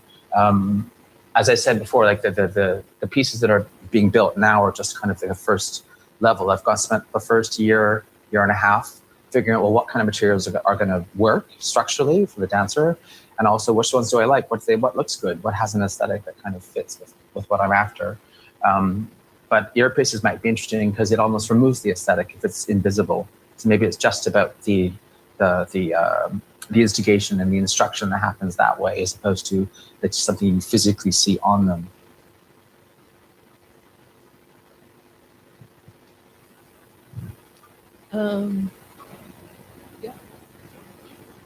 Another suggestion maybe for other work to look at. There's a researcher called Lauren Hayes. She's worked with using vibrotactile cueing systems in music ensembles. So it's a different field, but I think there's some interesting references there to see how she has used these kinds of systems. You said vibrotactile? Yeah. So she's also using these vibration motors and puts them on musicians. To give them additional cues while they're playing. Ah, okay. Great, thank you. Hey. Hi, thanks for the presentation. It was very interesting work, and thank you. I can relate to like what you said regarding sometimes having certain difficulties in representing movement with motion captures as displacement of points in space. And so I was wondering, actually, like, because you talked about, using certain algorithms to generate material to work with. And so I wondered, like, in your own practice, if you refer to movements also using kind of more like higher level concepts or expressive intentions or things that somehow escape a more quantitative representation of movement. And if you have any ideas of how you could perhaps use this concept in a way that is also algorithmic. So like somehow to combine like quantitative representation of movement to more like, I would say like sort of higher level qualities that are more difficult to track quantitatively. I'm not sure I fully understood the question, but I think the algorithms are affecting data sets. So the motion capture is capturing my own movement, generating data, which is then affected to produce kind of an unexpected result, translated by someone else. So your question was more like if there's other sources which are less quantitative that could generate movement? Yeah, well, no. Well, since you're like inputting data to generate and retrieve different movements, like if the material you get, like if there's something you like about it, and how would you go about sort of explaining what's the expressivity within the movements that you like about and that you're after beyond? I see. Yeah. Yes, so the latter half of it, which will probably be beyond the PhD, is that I'm interested to see, so the end, if machine learning itself, to what extent it could recognize the source. So if motion capture technology is used again on the new dancer, the responding receiving dancer, can it tell that it's me that's generating that to begin with, and to what extent? What if it happens if I change the dancer or I change the source material? But the questions you're asking about sensory, it's more about subjectivity. And that's a really interesting aspect. So you say, well, maybe it can learn things and it can learn it to what we would call perfection. But we as viewers, when you see some piece of performance, you have a response to it. There's bits that you like and there's bits that you don't like. And you may see the same thing done exactly the same many times, but there's always those subtle differences, which to me is the live aspect, which is what makes it so interesting. So the higher consciousness aspect of that, I don't know how to map that. I don't know how to record that as aside from video techniques or how they respond verbally to it. Is that kind of answering your question? Yeah, no. It helps. Yeah, okay. Thank you. By the way, there's a paper in case you're interested in that, since you mentioned. I think one of the authors is Brigitte Berger. They basically recorded motion capture data of people dancing and then fed it to support vector machines, and it could actually recognize who was dancing. So yeah, so amazing. Yeah, exactly. Thank you. No problem.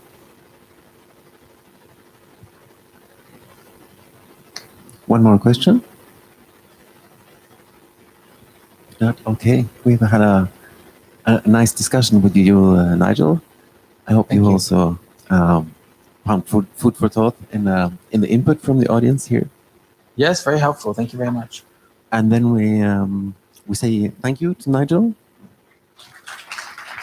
Thank you.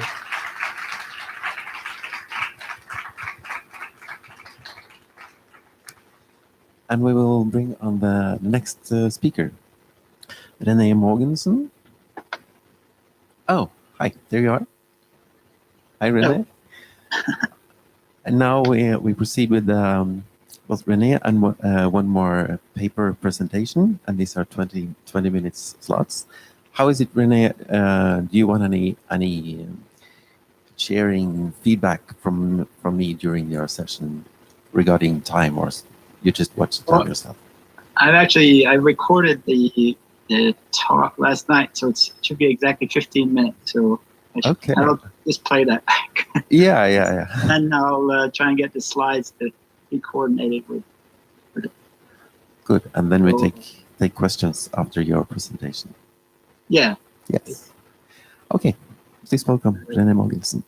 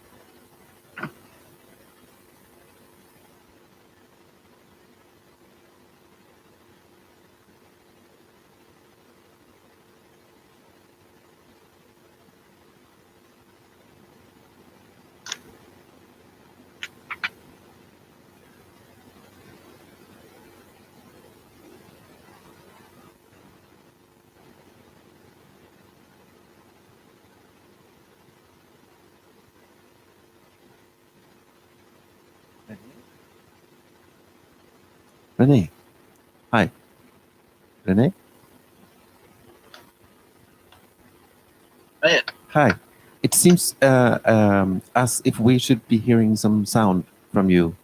Oh, it's not working? Hold on. Yeah. So we only hear your microphone. So maybe okay. you should start over. I have to share. There's something I haven't shared. Share the computer audio, maybe? Is it showing up? I thought I had it all together.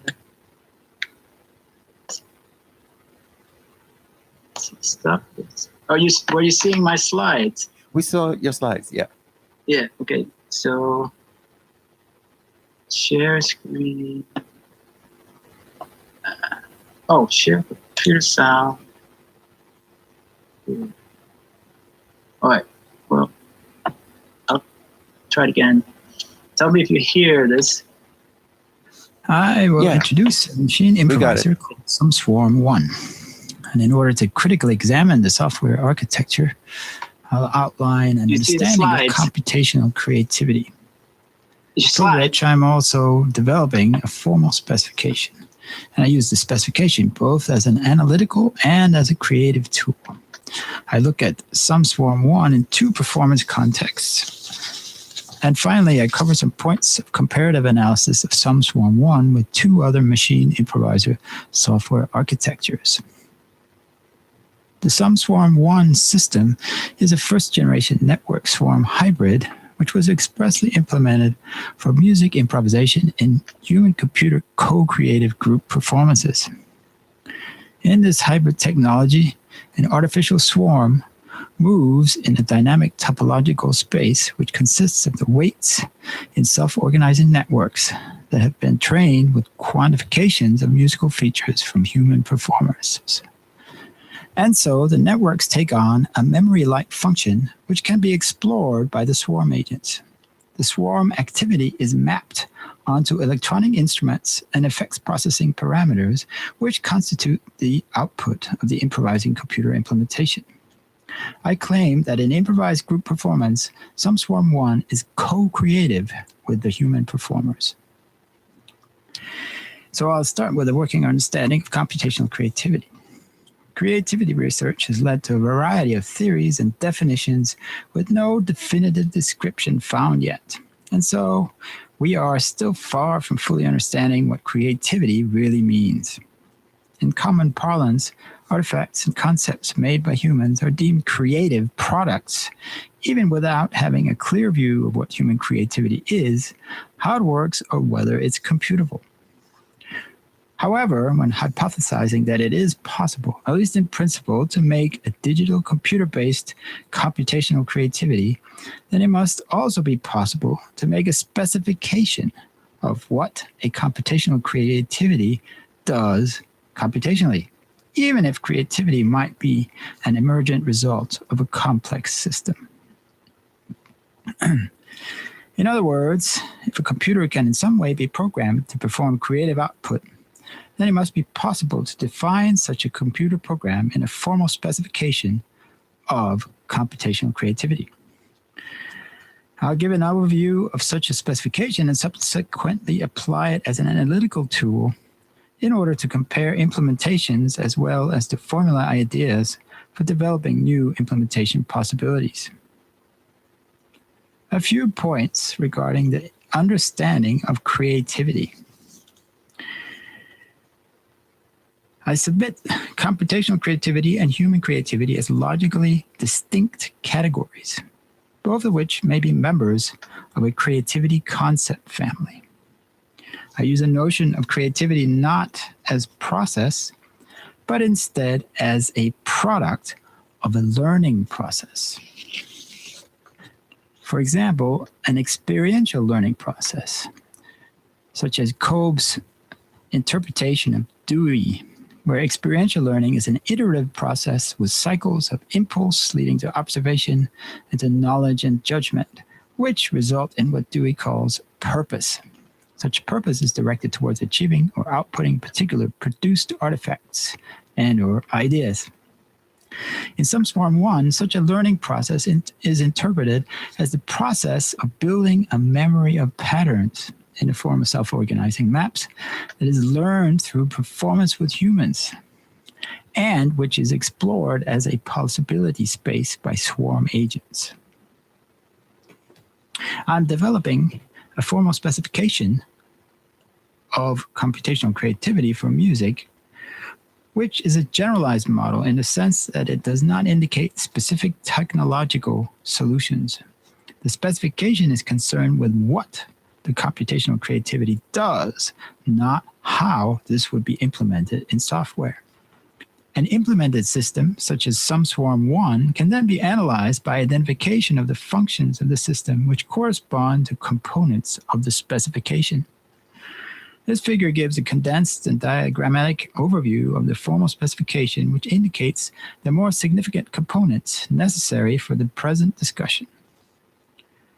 Components of the specification include dynamic possibility spaces, memory and context, the individual context, as well as the intertextual network that enter the memory of the computational creativity as feeding an individual imagination function.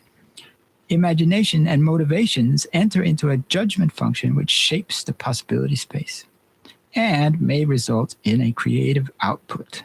In the present context, this creative output is improvised music.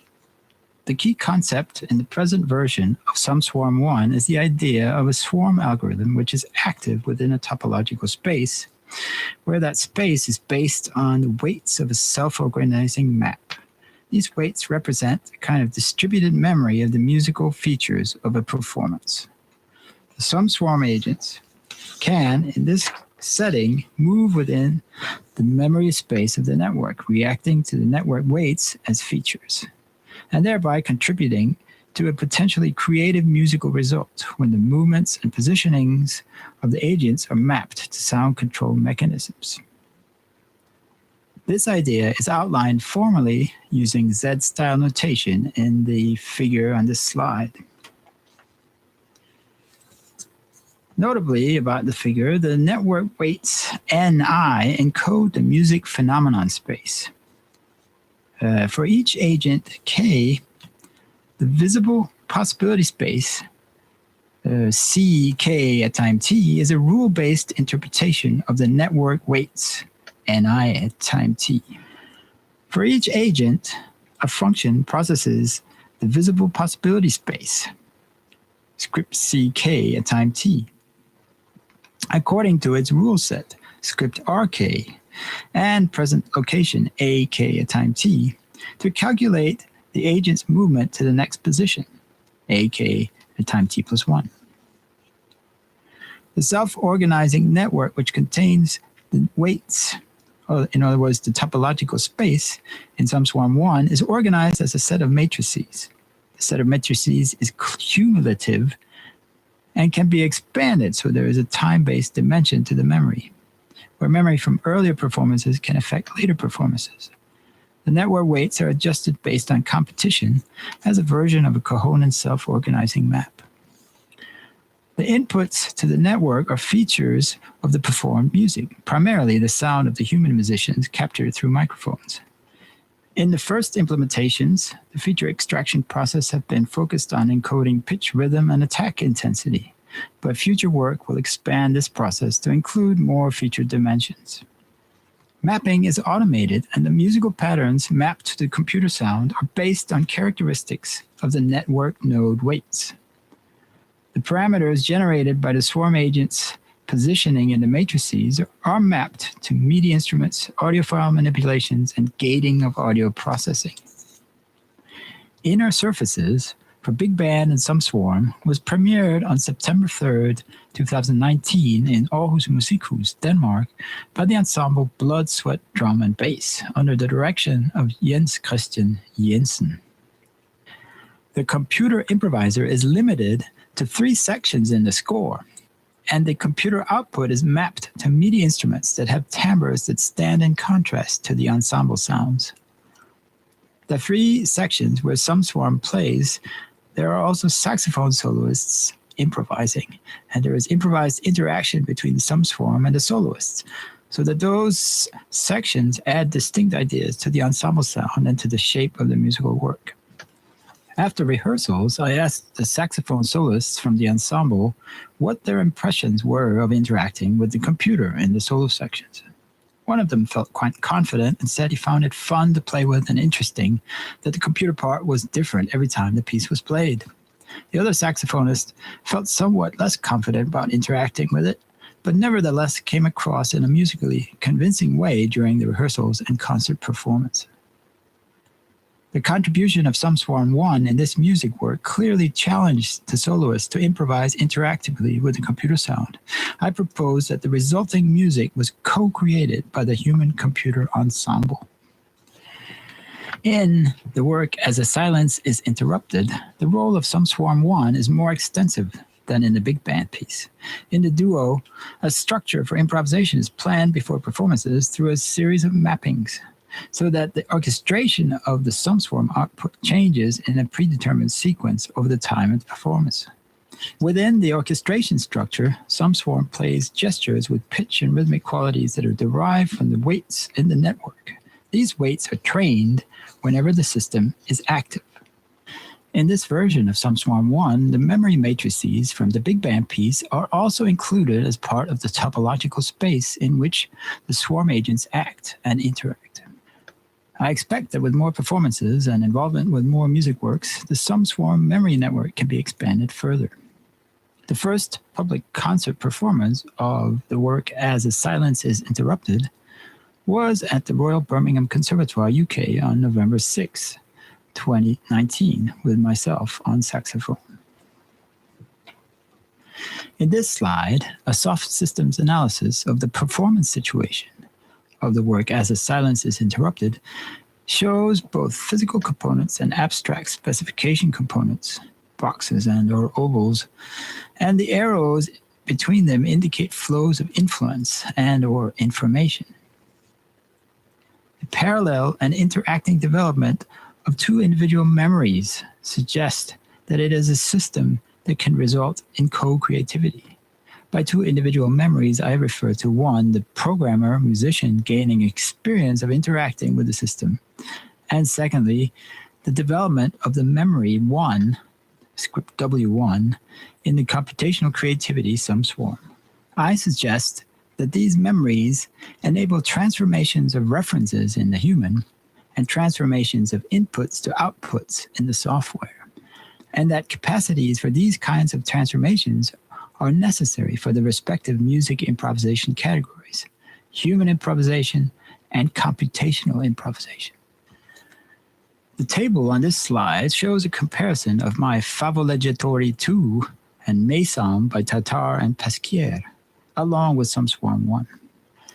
The comparison indicates that differences in the phenomenon spaces are central to differences in the implementation's memories of possibility spaces, and are significant. In Favoleggiatori 2, there is a performance time memory matrix of pitch and rhythmic features. Whereas in Mesam, the memory is trained before performance time. In Sum Swarm 1, the memory can be divided into three categories, N0, N1, and N2, where N0 is a short-term memory version taken from Favoleggiatori 2. N1 is a self-organizing network that is trained during performance time. And N2 is a collection of self-organizing networks that have been trained in previous performances, and which may represent a long-term memory of phenomenon spaces that have been input in the past. So in Sum Swarm 1, this multiple category memory has characteristics that resemble the functions in both Favoleggiatori 2 and in Mesam. The specification imagination function has varying characteristics over the three implementations as a result of the different possibility space representations. In Favoleggiatori 2, it is dynamic N0. Mesam with a static memory. And Sum Swarm 1 with a dynamic and cumulative three-part memory, N0, N1, and 2. Also worth noting is that the intrinsic motivations in SumSwarm 1 and Favolegatory 2 are intertwined with agent behavior rules, which are constant in these systems. Whereas the constant MESOM strategy is to use random choices within a node classification of the self-organizing map. So in summary, SumSwarm 1 includes components that are similar to components found in both Favolegatory 2 and MESOM, and may be considered a hybrid, which I propose as being potentially more flexible, responsive, and adaptable than either of its predecessors. So in conclusion, when we concede improvisation to be a creativity product and allow that computer systems may co-improvise with human performers, then the implication is that the computer systems are computationally creative. Given computational creativity in a co-improvising relation with human performers, the resulting human-machine co-creativity is inclusive of human creativity and computational creativity. And so the relation between human and machine improvisers may be one of partnership rather than one of user and tool. Thank you.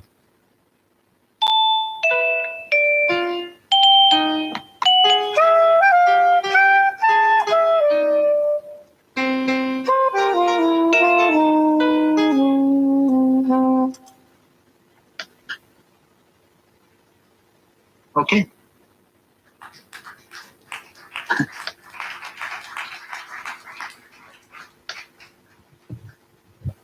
Yes, I'm sure we have some questions. Hi. First of all, thank you very much for your presentation. I'm definitely going to look into it.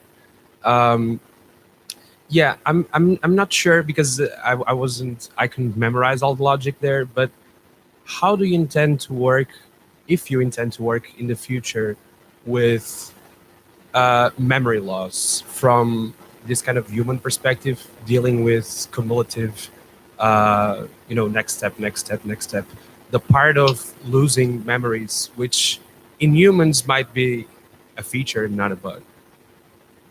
Just next steps. Yeah, that's a very good question. In fact, there is something about that in the paper. I could only include about half the paper. You can include a lot more when it's printed than when you're speaking, right? But in several prototypes, I've been putting in a kind of gradual degradation of the memory, different kinds of degradation, and I've also kind of speculated that the difference between a kind of objective possibility space and the degraded possibility space might be a contribution to creativity. So I think it's a very good question, and it is something that I'm including, but it isn't really. I have it in several papers. It's a very good point. Thank you.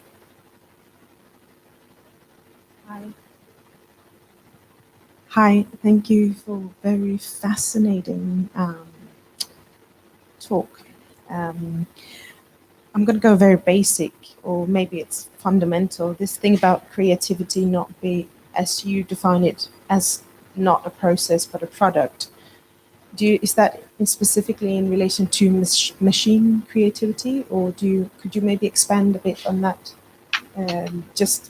Because there are several arguments against that, right? That creativity. There's no real general agreement on what is creativity, but there is a kind of, in creativity research, there has been proposed a kind of consensus definition where it is actually more product oriented rather than process.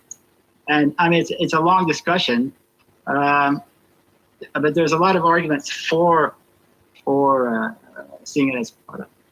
And I think the process, there is process that can lead to it, which I'm calling a learning process. And I think it's more interesting to look at a learning process. And this is perhaps because I'm focused on a lot of machine learning techniques. I mean, obviously machine learning is quite different from human learning. So yeah, I mean, I am focused on the machine part, right? The humans are kind of a black box in a way, and in this So I don't think I have to define human creativity in a sense, if that helps. Yeah, no, that's, thank you.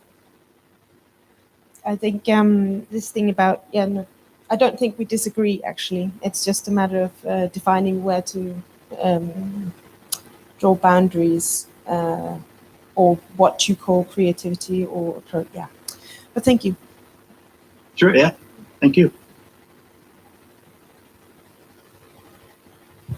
Thank you. One more short question. I have a quick question for you. Thank you very much for the presentation and the interesting technological aspects of what you've programmed, but I'm interested in the aesthetics. It's machine learning that's playing improvisation. But whether when you're improvising in the context, if you're doing a standard jazz tune, if you're playing free tonal music, or if it's atonal, so on and so forth, is a completely different context. How do you address those issues and how do they work in between your programming and the compositions you've done?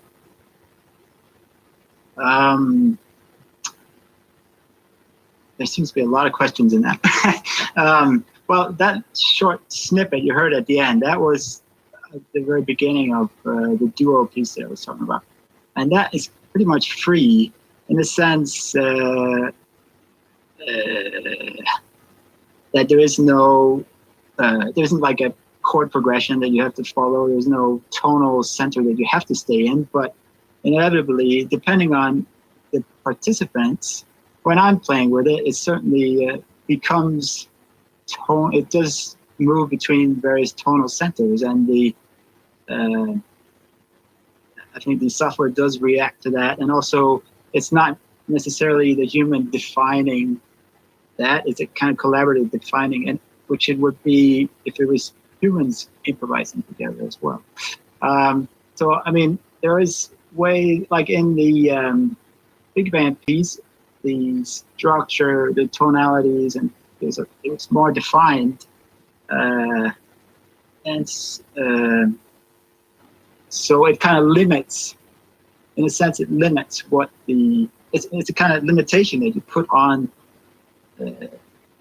that's generated. I mean, in this, I think I can say that in this, at least in that big band piece, the sort of tonal restraint was self-generated by the learning, because the computer listened to everything that's being played, not just what's being played during the actual soloing, interactive soloing. And so it sort of creates the possibility space is created for the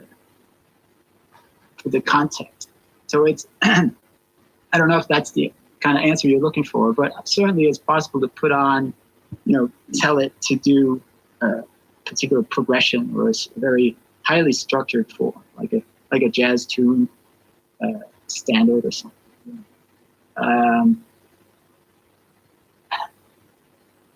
So does that answer? I'm not sure that answers it, but I mean, there's just a lot of things that there's a lot of limitations you can put on things, certainly. Good. At least it's we probably won't get the full conclusion to this, but it's an interesting question to ponder on both ends. So, with this, thank you very much, René. Okay, thank you.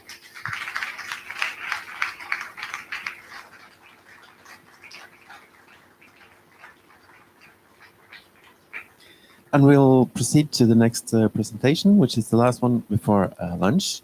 We have Matthew Hughes, Jamie Garcia, Felicity Wilcox, Robert Sadov, Andrew Johnson, and Andrew Bluff. Do we have them connected? There we are. Welcome. Hi. Hi. Can you hear me all right? Yes, we can hear you. So, yeah, please do your presentation on game engines for audiovisual art in the future of ubiquitous mixed reality.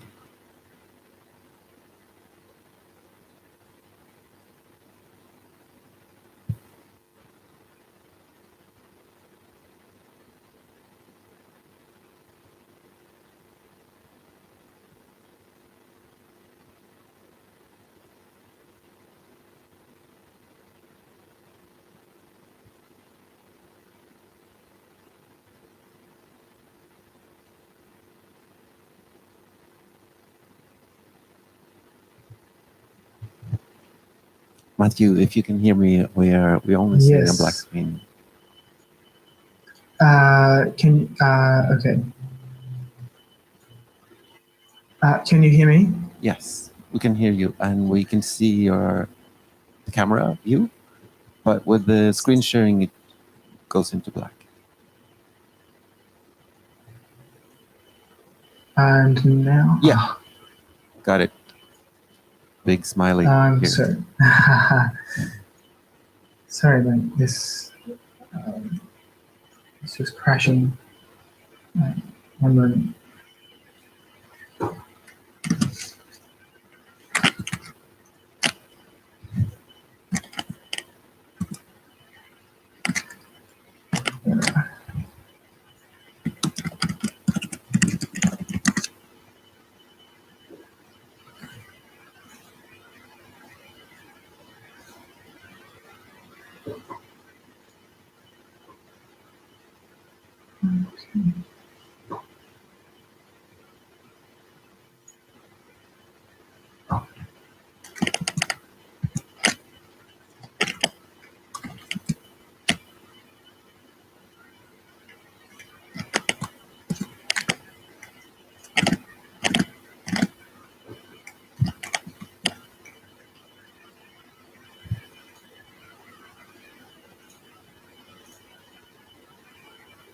Okay. Good. Is this working? Sorry about that. Okay. Hello, everybody. My name is Matthew Hughes. I'm from the Animal Logic Academy at the University of Technology, Sydney. I'd like to thank ICLI for having me present today and some of the fascinating talks from the last presenters.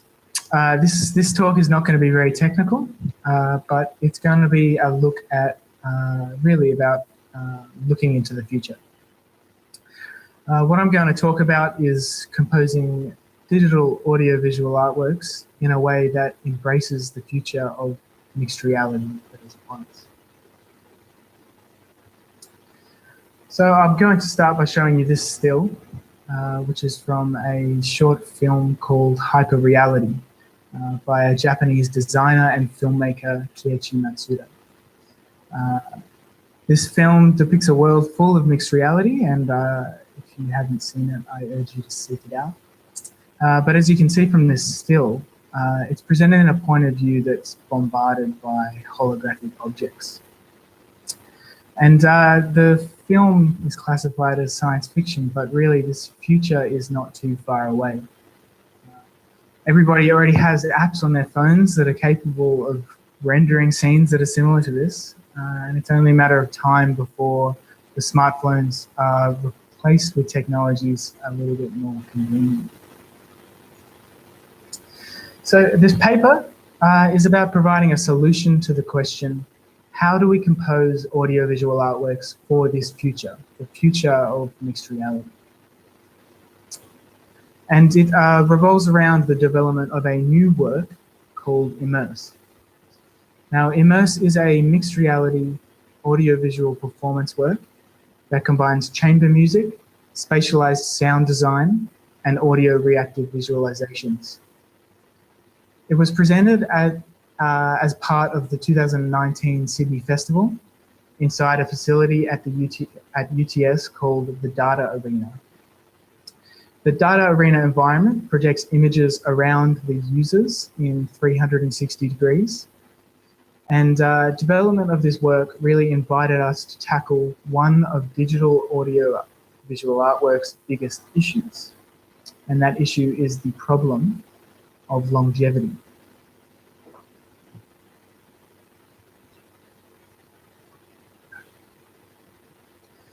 So we really wanted to utilize the Data Arena as a performance space. And the Data Arena is similar to many other cave-like experiences around the world, some which you might host at your institutions. This space utilizes 6 projectors to wrap images around the users in 360 degrees. And it houses a 16-channel surround sound system for audio. The problem with having a venue like this is that it's highly specific. It runs on a very customized computer system on a Gen 2 Linux system with a whole number of video cards. And really is only similar to other cave-like spaces. So to present something built for the data arena in a different venue is something that's not usually considered. So if we return to this problem of longevity in digital art, we start to ask the question, how do we develop a work that doesn't just result in a single string of performances and is never performed again? If we design our work specifically for the data arena, it's bound to a single venue with its specialized technology that's located in a city that is very remote to the rest of the world. This certainly isn't a recipe for longevity. If we look back at this scene here, Matsuda's hyperreality, there's no real indication of what technology is displaying these entities that are floating in the environment.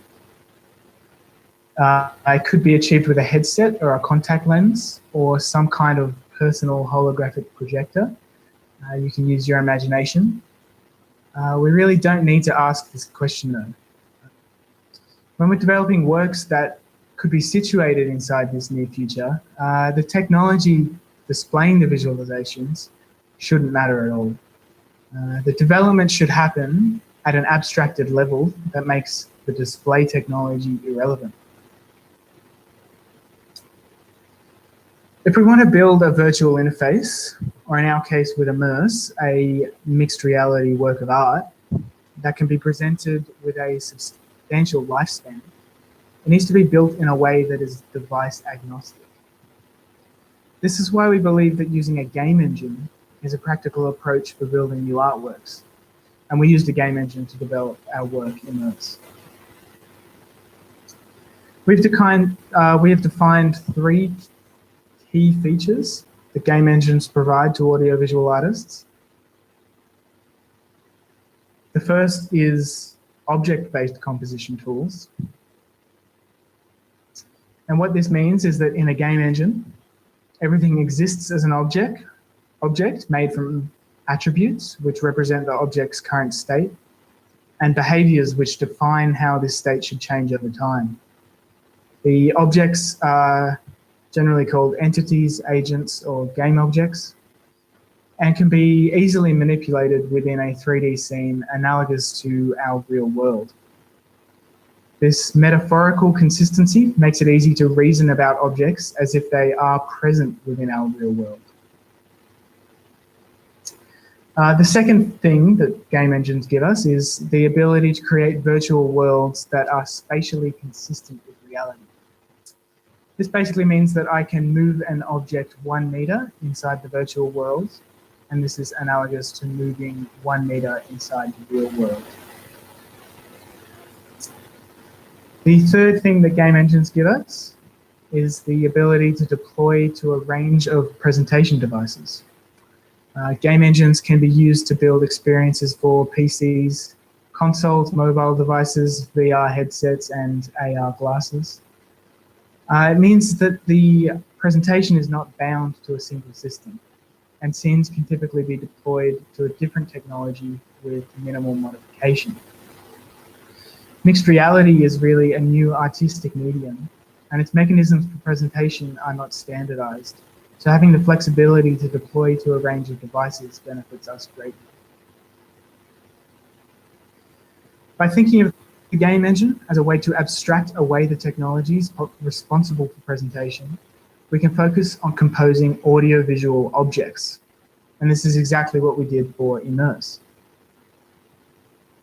If we develop with this mindset, these audiovisual objects should have no trouble being placed into different venues or being presented using different display technologies. With Immerse, each scene of the performance is constructed from a set of these objects, and each of these objects are manipulated by input audio strings. Sometimes objects are manipulated by the string instruments the performers are using, and sometimes they're manipulated by synthesized sound design. Here is an example of one of these audiovisual objects. This one is a simple particle system that reacts to input audio streams. Its behavior is programmed so that it aligns itself with the position of the audio around the space, and the frequencies present within the sound control its shape. The black circle on the floor represents the space the audience and performers stand in, and the pink cubes are just markers to orient the programmer while designing the scene. All the audience sees from inside the data arena is the floating audiovisual object there at the end. So what you're seeing here is the object placed inside the game engine's editor environment. The designer can navigate through this environment and comprehend the experience of the audience without having to actually be present in the data arena itself to develop for it. So using a game engine to detach the audiovisual composition from any specific environment both allows the artist to design anywhere and allows the artwork to be displayed anywhere. For the last several months of working on this project, I was overseas working remotely. I was able to design my objects and their behaviors and interact with them on my laptop in Germany, and know in the highly specific data arena environment in Sydney, they would behave just like I programmed them. So I've given you a brief overview of our work, as I wanted to keep this talk conceptual, but more technical detail is present in the paper, so I encourage you to read it if you are interested in learning more. Before I finish, I would like to show you an artwork from a different artist that is not mentioned in the paper because it was presented after I'd finished writing it.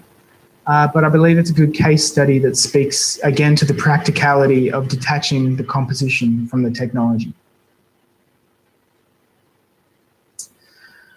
This here is the Golden Calf. It's created by the prolific Australian digital artist Geoffrey Shaw, and it's an example of early augmented reality work presented in 1994. The pedestal you can see here on the left contains a computer and an electromagnetic tracking system that tracks the screen the user holds. On the screen, the user is presented with a virtual sculpture on the pedestal. As you can see, it is this calf here on the right. This is the same piece being presented in 2019 using an iPad Pro. If there is any good example of technological agnosticism in digital art, this is it. This digital piece that Shaw created has been able to last 25 years. It has been updated with the latest technology, but the concept and presentation of the piece is identical. This incarnation uses the Unity game engine and a framework that deploys to most devices you could think of. So perhaps we will see another 25 years of the Golden Calf. With that, I'll conclude the presentation. Again, if you'd like to see more technical details of our development process, I encourage you to read the paper. Hopefully, though, this talk has conveyed our thoughts on the practicality of using game engines for audiovisual artwork due to their object-based composition metaphors, their spatial consistency with reality, and their deployability to such a range of devices. If there are any comments, throw them at me. Otherwise, enjoy your lunch break, and I'll head off to bed. Thanks a lot.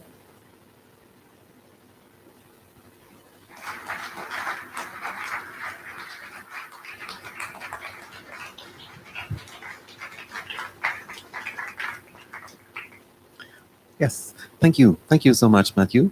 We have some questions from the audience. Maria?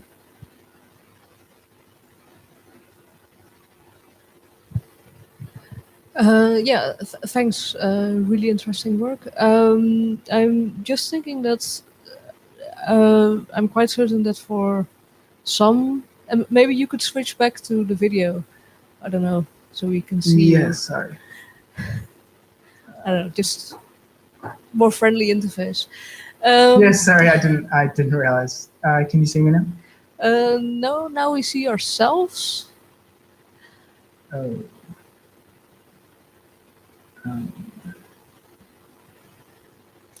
Um, well, I'll just continue. So my comment is really, yeah, that for some artistic work this will be really useful. But I think there's also a lot of audiovisual artworks that are actually exploring sort of the limits of the media that they're using. So actually abstracting it to these objects might actually, yeah, kind of take away like what these artistic works are actually exploring or trying to make clear. Yeah, certainly. I don't disagree with that. And I think there's a place for both ways of developing, for sure. And obviously, when you're standing inside the data arena, it's you get a kind of a different sense of scale than if you would just experience the same objects on some screens or in a virtual reality headset. But like I said, the domain the specificity of the domain just makes it hard to increase the lifespan, really. We do see some efforts to kind of keep the limitations of the specific venues. Like there's this work by the University of New South Wales, and they're creating like a virtual reality museum, which contains kind of recreations of all these different cave-like spaces, and you can jump to the next one and experience it in VR like you're in that space itself. So that can kind of increase the longevity of the art form while maintaining some of the limitations, maybe. If you build the limitations of the venue into those alternative displays.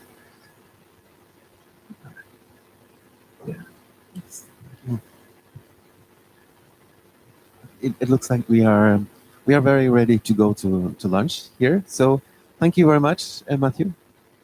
Okay, thank you.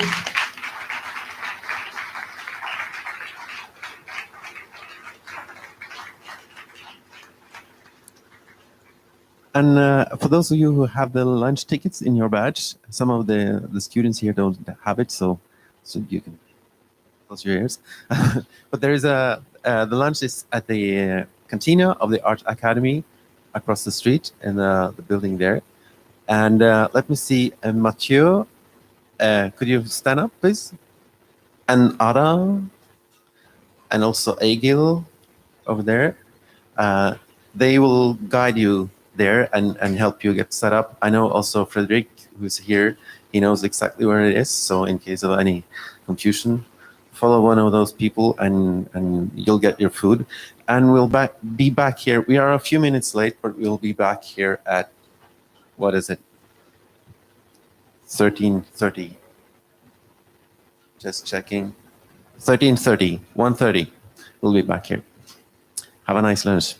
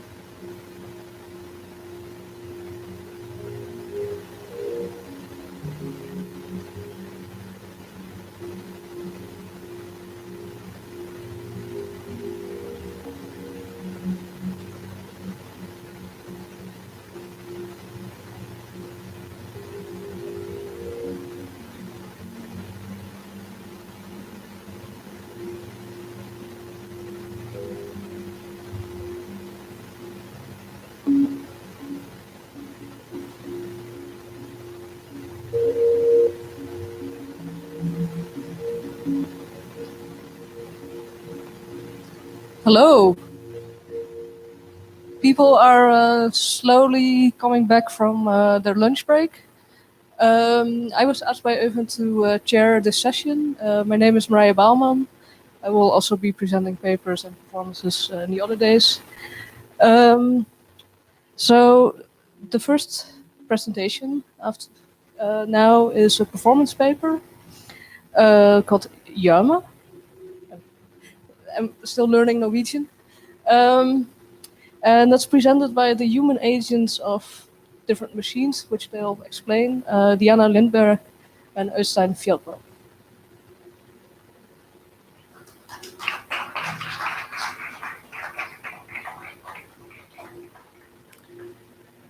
Thank you for a wonderful morning. We are now going to enter a zone of focused ambiguity. It's a term coined by Siri Hustvedt, which I find is very relevant in this context. We are the agents, the interface of two digital entities called Future Daughter and user 5884499. We are here to present a sketch for a project that we're working on. It's very muddy. It's very much in process. So bear with us if there's a few glitches. I'm going to start by reading two letters, one from user 588 to Future Daughter. Summer 2019. Dear Future Daughter, have you ever mixed beautiful colors in paint and ended up with an unsatisfying brownish color on the paper? I was looking at Instagram the other day, thinking about how most profiles have a very strict color profile. If you look at a random profile and squint your eyes, you realize that it's quite easy to pick out 3 to 5 colors that dominate the images. Do you think that maybe in all our attempts of creating unique profiles on social media designed to stand out and promote our individuality and creative efforts, we all end up producing different samples of similarly unsatisfying brownish output? On our last project together in 2016, we worked on social media feedback loops. Maybe we could work together again with these thoughts in mind. Dear user 5884499, I have blended sounds until I've reached a thick, dense mass of sound, where nothing stands out except the sensation of some sort of massive multitude. I guess that would be analogous to the myriad of voices enabled by the democratization of the internet. your theory is intriguing. There is absolutely a perceived homogeneity in these efforts you talk about. Do you think your theory would also apply the other way around, to taste? That there is some kind of aesthetic ideal that under the right circumstances all humans can enjoy? We could automate this as an experiment, set up a kitsch machine to plunder material en masse and use this sampled materials to create new material. Its creation can be broadcasted back online, testing its appeal to the people. So here we are, 6 months later, with an idea, a theory, and some samples. We don't know where this project is going, but we're moving around, testing the field. What we do know is that we have a source material with an inbuilt paradox. Instagram, seemingly an immediate message, but obviously a lot of the time it's heavily curated profiles where a lot of thought have been put into it. Ergo, an immediate message implies a subconscious randomness, but in reality they are not very instant. But this is old news. The title Gjørme is referring to a Norwegian word for mud or muddy. We chose it as a work title because it both describes, it refers to the material that we're working with, which is the color profiling and the two different color systems that which is part of the material we're working with. CMYK and RGB, an additive and subtractive color system where physical color always blend into darker shades and light mixes into white.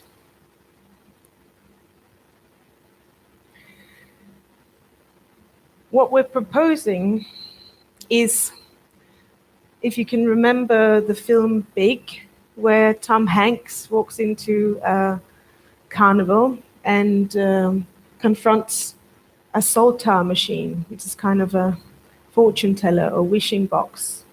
He puts in his hand and he wishes to be big.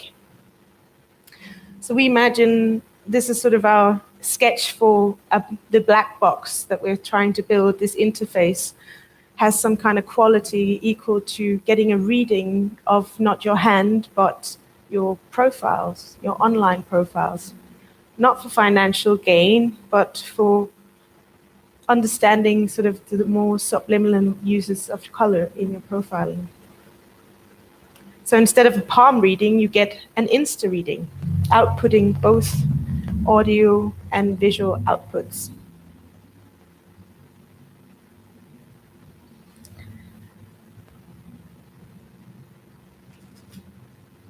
So it takes data from Facebook through this black box. I'm not going to go too much into the technical specificities. You can ask Øystein about that later.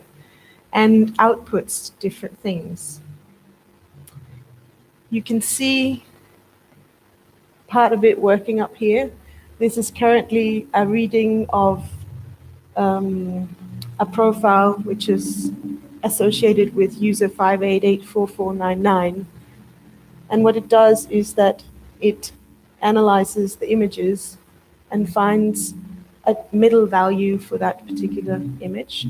And that's what you see as these sort of lines of color. So it's slowly chewing its way through image by image, finding color values for each image. The extraction becomes a sort of colorful DNA, which is very seductive in itself. It was a big surprise when we actually saw this. And obviously the theory is that, yeah, we can make this for everybody's profiles, and we will get some kind of index of colors. But the project also takes it one step further, which is to this average of the average. So in this case, if you chew through this profile, you end up with this grayish color, which is a bit more brown than you can see on the projection. And so the theory is to build this machine that can actually then take this average from a digital sphere, which is RGB here, and then also create a physical output. So I have a little experiment lying here, which is welcome to have a look at. It's basically taking the color values that you get from Photoshop and trying to convert them into physical colors that is then mixed and will give you a similar sample of the RGB color, but in a physical form. So we're very interested in this sort of this analog digital interface where you actually understand, for example, the intricacies of different color systems. I have an example of a previous test we did where you can see what that looks like when you actually mix.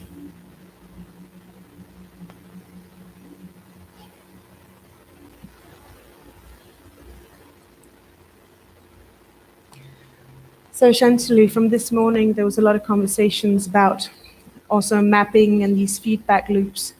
And essentially what we're looking to do is creating a tool which allows us to look at different aspects of this and to gain a more embedded understanding of what we're outputting. Also, because this is far beyond what we may be conscious of that we are actually outputting.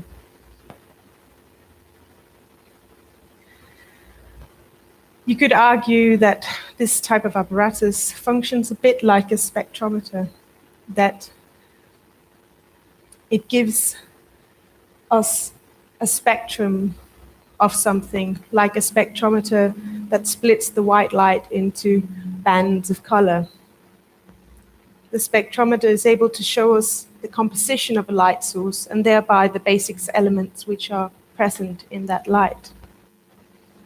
A spectrometer is one of the early ways to determine chemical and elementary compositions. By burning an element, you would get a flame which had a color. So in this sense, this device is also this is actually a spectrometer. I've got it here. It's a cardboard tube made from an old CD and a cardboard tube. So this thing about making an instrument that is seemingly quite simple, but it's actually trying to talk about something that is very complex. These spectral lines, which you could compare this to, is then in a spectrometer, you get this non-optical wavelengths. You get to see the light, which is not usually visible, the infrareds and the ultraviolet spectrum. And in a similar way, this maybe we can interpret our spectrum of Instagram into something that maybe, again, I say maybe a lot because it's really important, this thing about the potential. There's something that is increasingly important in whatever we do, that we dare this sort of muddiness. The audio that you're listening to is another extract from these colors. These are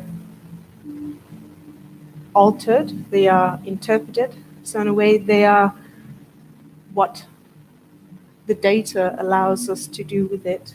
We make new creations, and some very interesting happens along the way when you get both the visuals, which becomes audio, and then also when there's a video that pops up and you get these snippets of sound into it. We're still very early days, So we've only done very few tests of this, but maybe someday we can have a nice little machine in the airport saying, can you just give me a reading of my Instagram here? Or something else. Because it could be applied to many things, but it's a way of looking at what we're doing as sort of a social experiment and not just trying to dig a bit. Like it's more like it's a mining process, right? We dig into ourselves to try and figure out what we're made of. So, but like with any new tools, we're using them to make these new synthesized materials, but we don't know exactly where we're going with it. Which brings it back to some of you were here when I started out.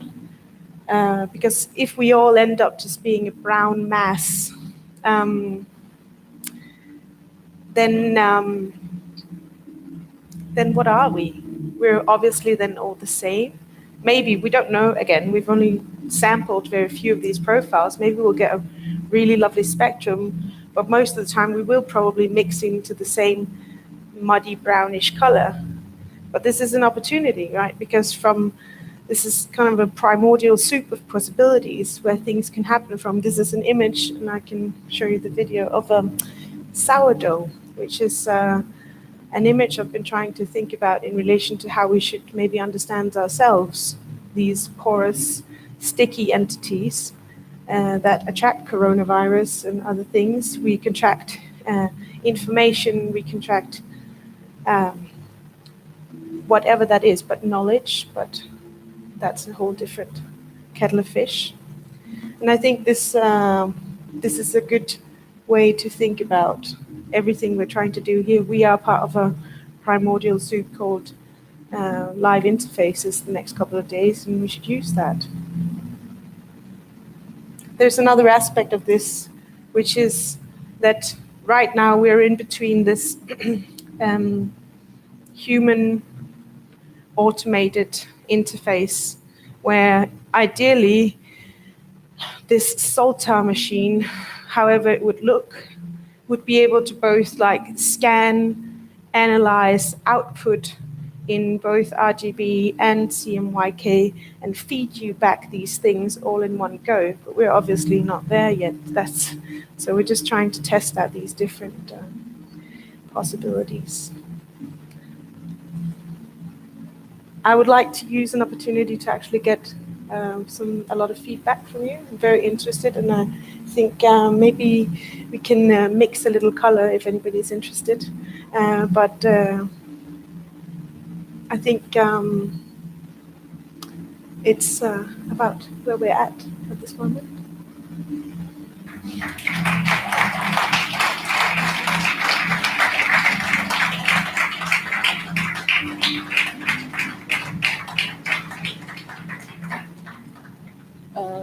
Thanks a lot. Does anyone have questions, remarks, comments, ideas? Yeah, someone will bring a microphone. Thank you very much for your very interesting contribution. I was just asking myself, what is the way of, or the mapping of the sonification when you sonificate the colors into sound? Maybe you can say something about this?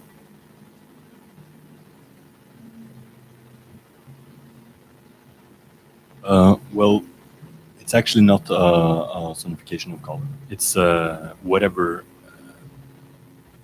audio data the crawler comes across. It processes it, and the idea is to create a spectrum average of the audio data. And right now we're testing out, as Diana said, we're testing out multiple outcomes of this project. But at this moment, it's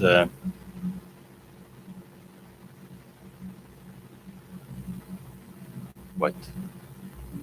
Okay.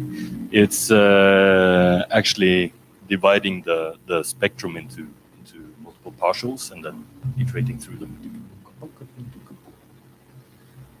So at this moment, it is not sonification of the color. It is actual processing of the raw data that comes in. So, But you process the data, the audio data which are in, or you mix them up, or what? Yes, it's processed as it. Well, actually, right now we have a crawler here crawling through and analyzing very slowly material from Instagram. So when it comes across a video, then it just records basically the audio into a buffer and analyzes the spectrum and averages the spectrum. By some parameters that I'm setting here because it is quite fresh. So I'm up here just being a janitor right now.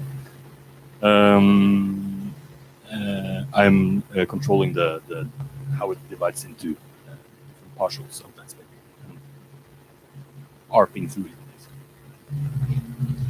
Maybe I can also follow up. That's an important part that I forgot to say. The way we are collaborating on this project, it very much relies on that we have different skill sets. I come from a visual arts background and have a completely different approach to this material, which means that we are each other's interface all the time as well, because there are things that I simply don't understand or I know only very little about. So it's very much about this swap of literacy in visual and audio and digital and analog contributions, which is fun.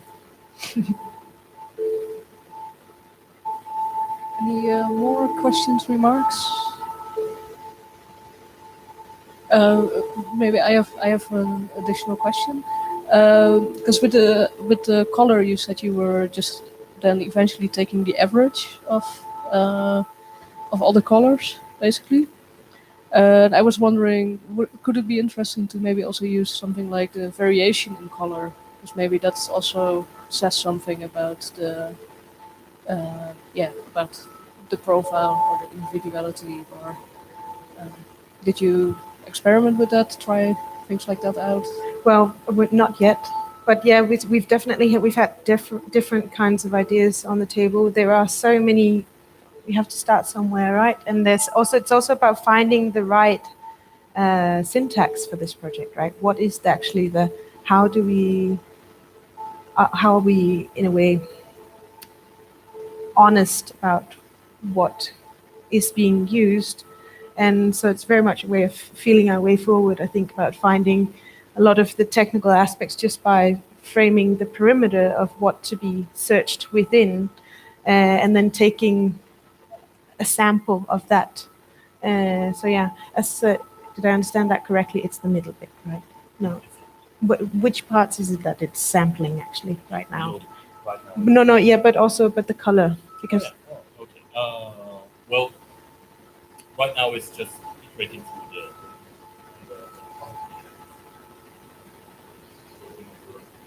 what we see here is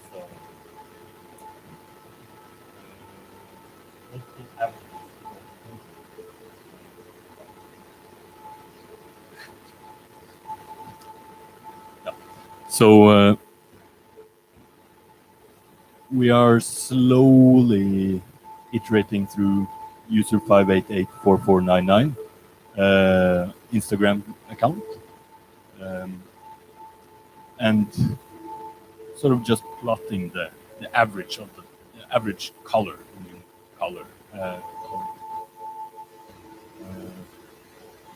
the profile. But these discussions are actually some that we have quite a lot, because I have an idea about what things look like, and we hear something else. And this is also why these sort of letters were included, because it was actually the only way, if we can write to each other, okay, if I say something, then you utter something else. So kind of this, again, response that is not necessarily, we're not necessarily in agreement all the time about what we think we're doing. So sometimes there's these really nice check-in points where you're like, oh, now we're on the same page, or like, oh, I totally understood that in a completely different way. So this sort of like, that's also the muddiness of this sort of doing anything, right? Any kind of collaboration.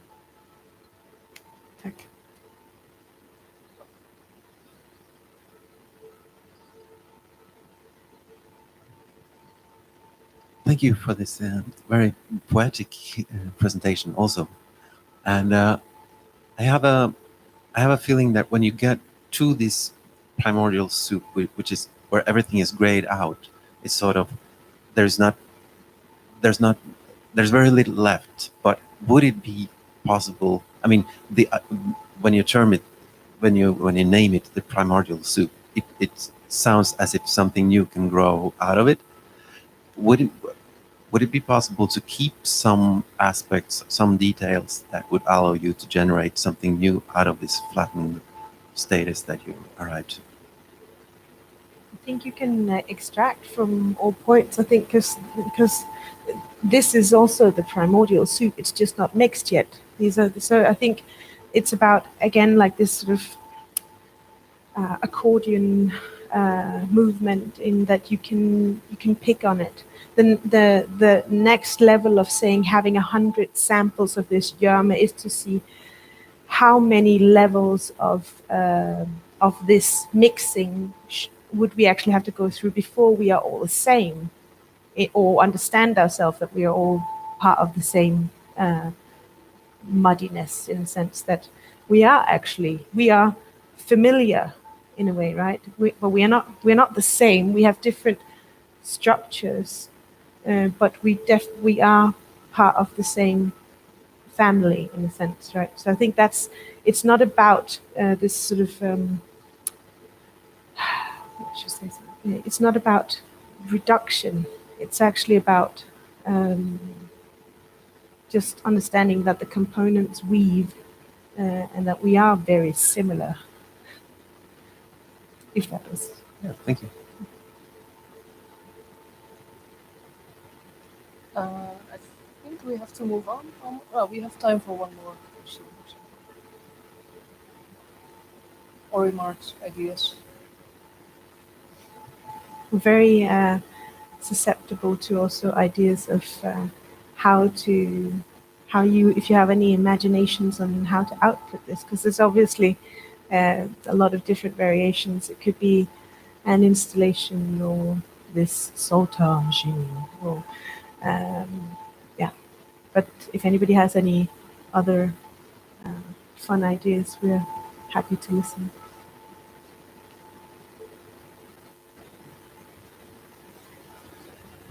Yeah, hi. I was very interested in the Instagram account, and I was wondering, firstly, how long have you been posting pictures on it, and do you ever plan on stopping posting pictures to it, and would you ever consider it finished, since you can always upload new pictures? That's a really nice question, because the other day I was thinking, oh my God, I need to clean this account now, because this is so intertwined with me personally and other types of work that I do. But this is a sketchbook for me, right? So this is why but I have considered whether or not the user needs a completely separate profile, and that this maybe becomes Diana again, because they sort of intertwine. But it seems like that the user sort of pops up when it's useful. So there's been some, like, maybe I should say, we've done different types of projects. Future Daughter has released several albums, and it's a collaboration between Øystein, Eva, and Martin. And user 5884499 was an alias that I made because at some point I didn't want to publish something under my own name, so it was a pseudonym, which became a game, which became something that I instigate when I need it. But the user has the user makes certain type of work primarily, and maybe these will separate. So maybe they will become completely separate entities. But right now they're very intertwined, which doesn't. They are this, they are both. It's just me, but there's just been a need to separate on certain points. But it's not so confusing for me anymore. That these different types of projects are actually a big part of a bigger, also soup. Yeah, but they very much vary between. I work with both analog and digital photography. The photographic So I had to separate the user out at some point for making audio, because I didn't know anything about audio. I wasn't trained in audio, so I couldn't potentially make a sound piece. And suddenly there was a project that required me to make a sound piece. So, with that. Thanks a lot. Let's thank our speakers.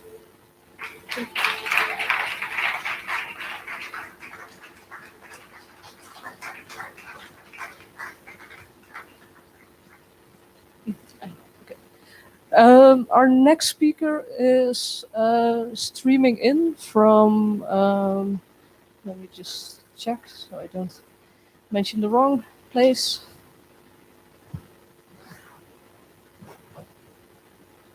From Sichuan University in Chengdu in China. We're just waiting for everything to be connected.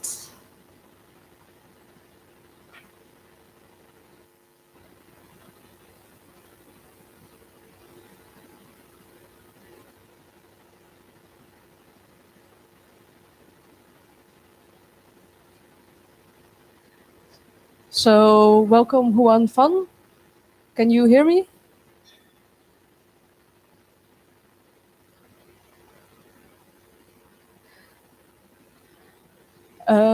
So the title of the paper is Performance Liveness, Recreating the Every Time.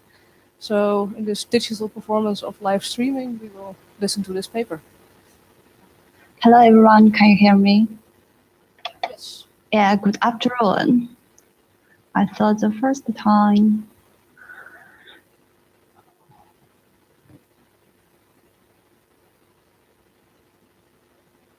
Good afternoon, everyone. I'm Han Fan. I'm from the mainland China. So sorry that I can't be there with you. But thanks for the internet and the committee of the organization gave me this chance to share my ideas about the performance libraries. The topic I'd like to talk about is how the performance libraries, the culture it brings us in our world, and what I'm thinking about of that. I separated this topic into three parts. First one is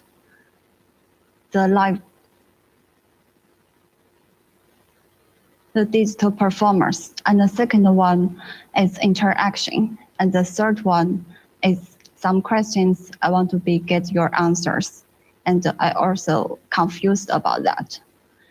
I thought everyone said here you come from the background is totally different with me. The culture of Western and China is different, so we made some misunderstanding with each other. At first, I want to explain a short brief about the digital media art in China, because I think we can build a bridge to communicate with each other. For the last 13 years, the first one who created the video art, we called it, his name is Zhangpei Li, and we called it, he is the father of the video art in China. And that is also be defined as the first new media art in China. We write it in the history, and most of the Western countries also confirm that. And the second thing we did to create the new media art development is in 2002, the academy is also like the university in the Western country. They established a digital media department to culture the students who want to learn the technology of digital to create the artworks, to share their opinions. And next year, the pioneer, Zhangpei Li, the same one, the father of the video art, he becomes the leader of the other, another university in Hangzhou also created the department. I show you a picture, maps about this. And the 2002 is in Beijing, the capital in China. And the second one is Hangzhou. Hangzhou is nearly with Shanghai. Both of the two cities is international. And it well known by many foreigners. And the others, the here Chengdu is the location I'm from. It's also the third part of the art, the third city of art in China. And the other city maybe other will be interested is Guangzhou. Guangzhou is, we can hear Guangzhou is near the Hong Kong. And Hong Kong, the situation is different with the mainland China. Hong Kong, in the past 13 years, they were supported by the United Kingdom because in the past they are part of the Commonwealth, and they have a center to support the artworks of the new media art. But in recent 2 years, in 10 years ago, there may be just some cases happened in China, in Taiwan, in the famous city Beijing or Shanghai. Some students created their works, but in the 2 years ago, they spread the whole China. There is the map that you can say is different provinces of the China, and if something happened in Beijing and Shanghai, and the other cities will copy it. So there are many exhibitions about the new artwork, and many students like me to study it, to learn it, to analyze it. And so for this reason, it becomes an avant-garde of China. In contemporary art, for us, we thought the digital part, digital thing, the technology is something different with the traditional one. A traditional one is we learned from the Western country, is a painting, is a photography that just use a brush to anything to complete it. And while the digital one, something collected with internet or something the projector and something even the video, we treated it as the new fashion and it's an avant-garde for China. In the left picture is the Tim Nam's artworks. It's very famous and many people go there to see their exhibition. It's just to use the projector to put the picture, the image in the wall, but it also has a design of the interaction. The audience enter this room. If they cling to the wall, the flower will be wither and fall. And you also can, because it's designed for the immersed, you also can smell the flowers. It's just like another digital world you can't experience in the nature world. The right one is a video walks. It's also famous for the Chinese people. I thought it might be also for the for you guys. It's just two videos. One is grab the cell phone, and it's a video to show in the past happened in the railway station. And when the spectator holds the cell phone again to enter this train station, for the audience, he can experience that moment again. So we call it's aliveness, the feeling of the life. For me, these two categories, it's the same. It's use the projector and the video to capture the things or to build some link with the spectators. So it's different word with the traditional one. The same features I can get is the first one is they both the best on time, or the shoe is not like the traditional one is still, it's active and based on time. And the other thing is they both use the technology. Not someone is high tech. It can track the audience, their mind and anything, and the other is a low tech, just a video to record it. So how to define the term digital performance? To be honest, it's a new category for me. In the past, I thought it might be just like what I can think about is the new media art.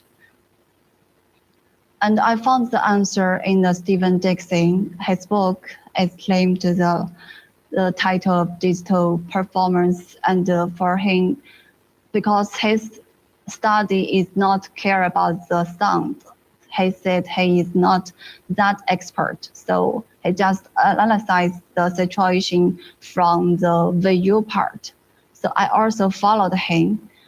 He defined this term is like considers the conjunction of computer technologies with the live performance arts.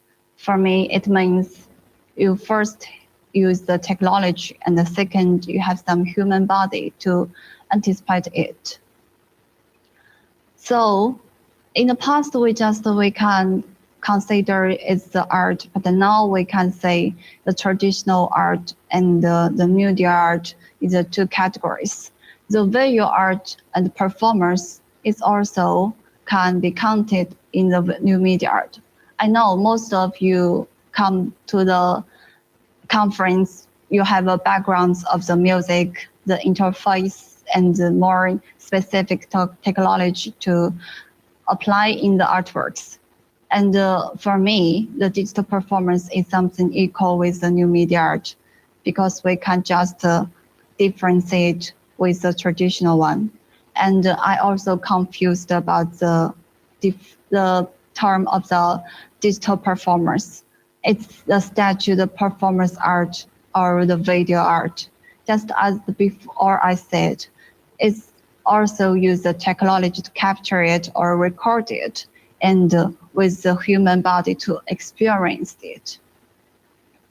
There are some spectators, some authors, their opinions I can show you with some perspective. The first one I think is very important is Zoran Butt. I think the presence cannot be repeated. So the live reality is the most important. The other one, Stephen Dixon, the author of the digital performers, he thinks the media projector gives the real power, the sense of the reality. And the third one, Philip Osland, he also thinks the force is the digital. So maybe his answer is about the digital performance is more like the media, the technology, they are the most, because they created the whole atmosphere. And the second part I'd want to talk about is the interaction. Most of these digital performers or the new media arts, they also considered about liveness, and that is the cure or the arrow that cannot be replaced by any other. I think maybe that is the concept of the whole artworks. So the real time and the flash body, the technology will establish the real time, while the flash body maybe is the artist and maybe is the spectators, the audience. So if that one becomes the audience, so the audience is become the subject of the whole artworks. And now we can attach the technology in our daily life, even just the internet or our phone or social media. So that means the ever word, the ever correction you correct is the new one.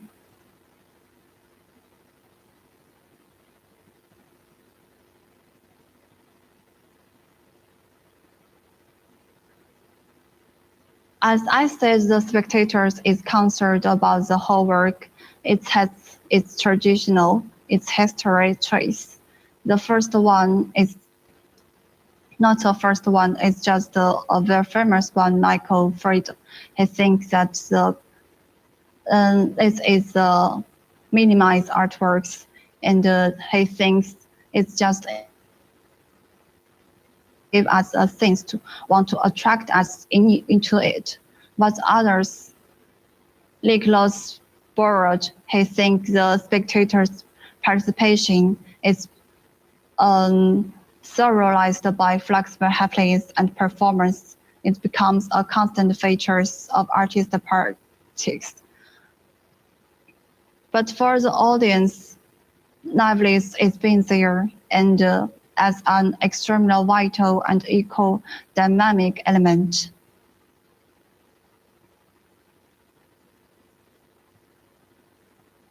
I'll show you some works in China in the last 2 years.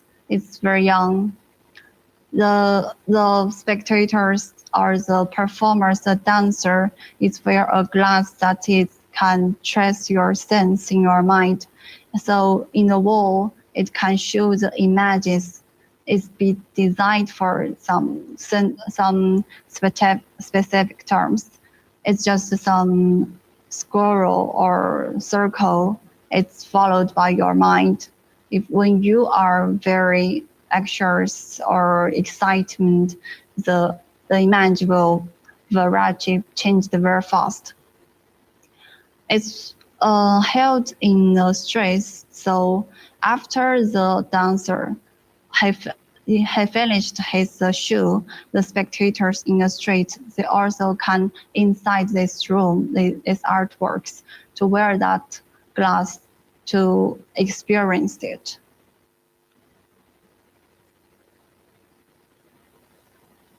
And the other one is also, it's just a teeny part of the whole performance. I grabbed it. It's just a dancer that he touched the wall, the projector, put some images in the wall. The flowers we can say is different. When you pass the train, the flower will wither and disappear.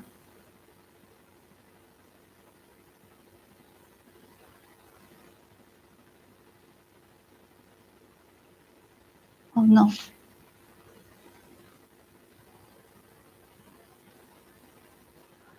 And this is not the first time that China's new media art be talked about. The media is more than the art. In 2004, there's some articles in China's Daily. We talk about this because for us, we just use that technology to do some interact. For the interact, the audience can do very limited thing to experience the whole artworks. So like the author Bora, he said, is an illusion of an interactive democracy.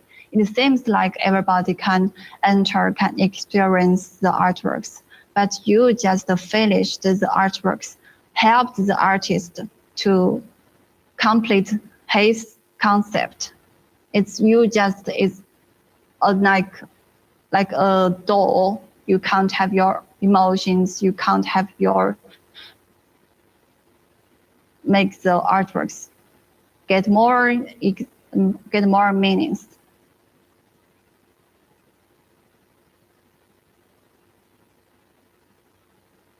So the third part is I questions of me and also want to know your answers. There are 5 questions confused me. I thought there may be some clear answers that I can get from you. The first one is the difference between new media art and the digital performance. I make an explanation about that. Even if we just compare and say with the new media art with the traditional one, we can say the new media art is the new one. It's more suitable for our modelization's life. And the digital performance is a show of that, or any artworks have the internet and in digitals can be counted like that. And the second one is the difference of the video art and performance art when we treated some digital performers. Because these two parts is important for the digital performance completed. And the third one is the high-tech and the low-tech. Which one is the more important to provoke feelings of the spectators? Because for my opinion, some high-tech, it seems like to provoke more feelings, but sometimes it just created the works like for the tech, but the low one is more normal for the audience. They can create it by their own knife. And the fourth is how to humanize the machines. I think if we talk about art, the art is not the technology that we can replace. Even the time is different with the past. And the last one is the concept and the technology of the artwork. Which one is more important?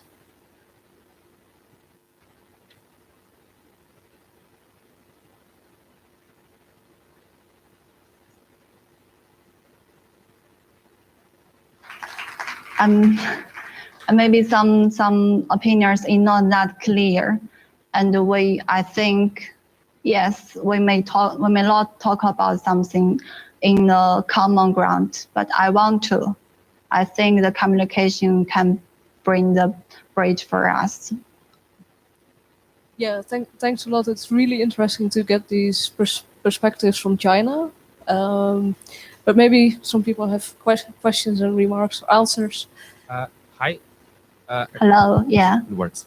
Hello, first of all, thanks. The media art reality from China is a little bit far away from me, but really interesting talk. You mentioned authors that are really dear to me, like Dixon and Bourriot.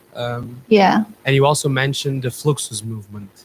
I mean, yeah, that's a big question you have right there in the first, like, what's the difference between new media art and digital performance? Because if it was me, it's just like a research comment, I would take away the word new and I would just focus on media art, because you know, Domenico Quaranta has a whole book on that if you want to look. But I would focus on media art and digital performance. And since you mentioned Fluxus, I mean, I would go to Dick Higgins and the concept of intermedia, when one media fuse with another and they start to be only one. I think that's one of the biggest things to media art. And of course, in the movement, you can find other interesting people like Nam Yun Paik and so on. Yeah, but to the performative context, like what does it mean to perform? I think it's completely separate than media art. I think media art is more broad, but that's just my opinion. Thank you very much. Thanks. Another question here in front. Hello, thank you so much. It's really fascinating to hear how things are for you in China in terms of media art and digital performance. I'm also going to address your question around video art and performance art from a personal standpoint. So I'm coming from the New York scene from the mid 80s, 90s, and early 2000s, and acquaintance with people who were in the original Fluxus movement. Anything that was performance art really was focusing on the body and the live context and the context of space, body, communication. So you could have performance art that could use video, but you couldn't have a video art piece without the body and call it performance art. But some performance art is not the artist body, not the dancer. It also can refer to the spectator. That's true too. I'm just talking about the history in terms of the context in New York and with the people I knew in Fluxus. Because I think it's really in changing also. It's changed from place to place and from one period of time to another period of time. So yeah, I understand. Yeah. But you have 5 really, really big questions that we could have an entire conference about all those 5 questions or any one of them. Any other reactions?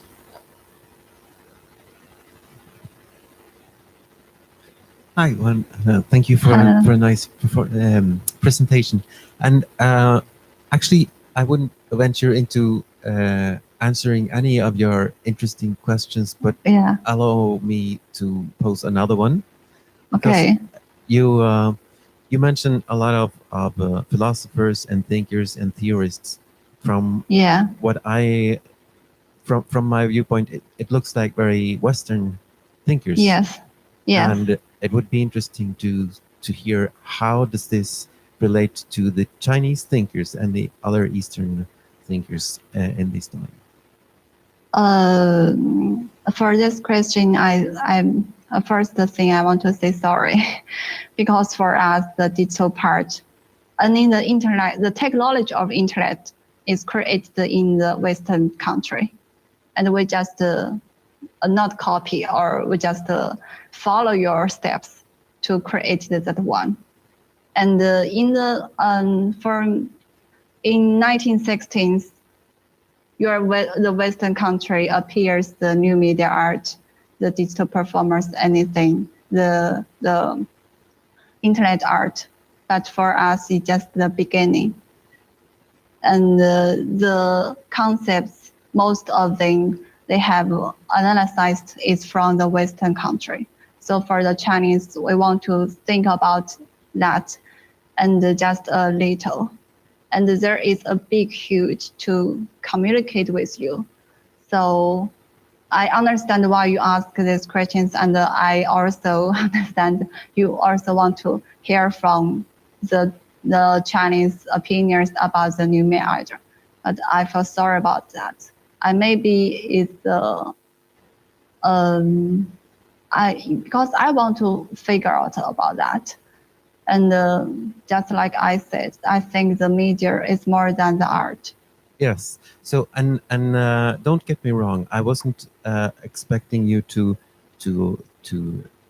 explore the Chinese new media art, since it's already a Western thing. But those basic concepts that you are talking about in terms of presence and awareness and recreating the real time, even though I am by far no expert on Eastern culture, but it seems that you have these concepts very much embedded in your thinking and the culture. Yeah. Yeah.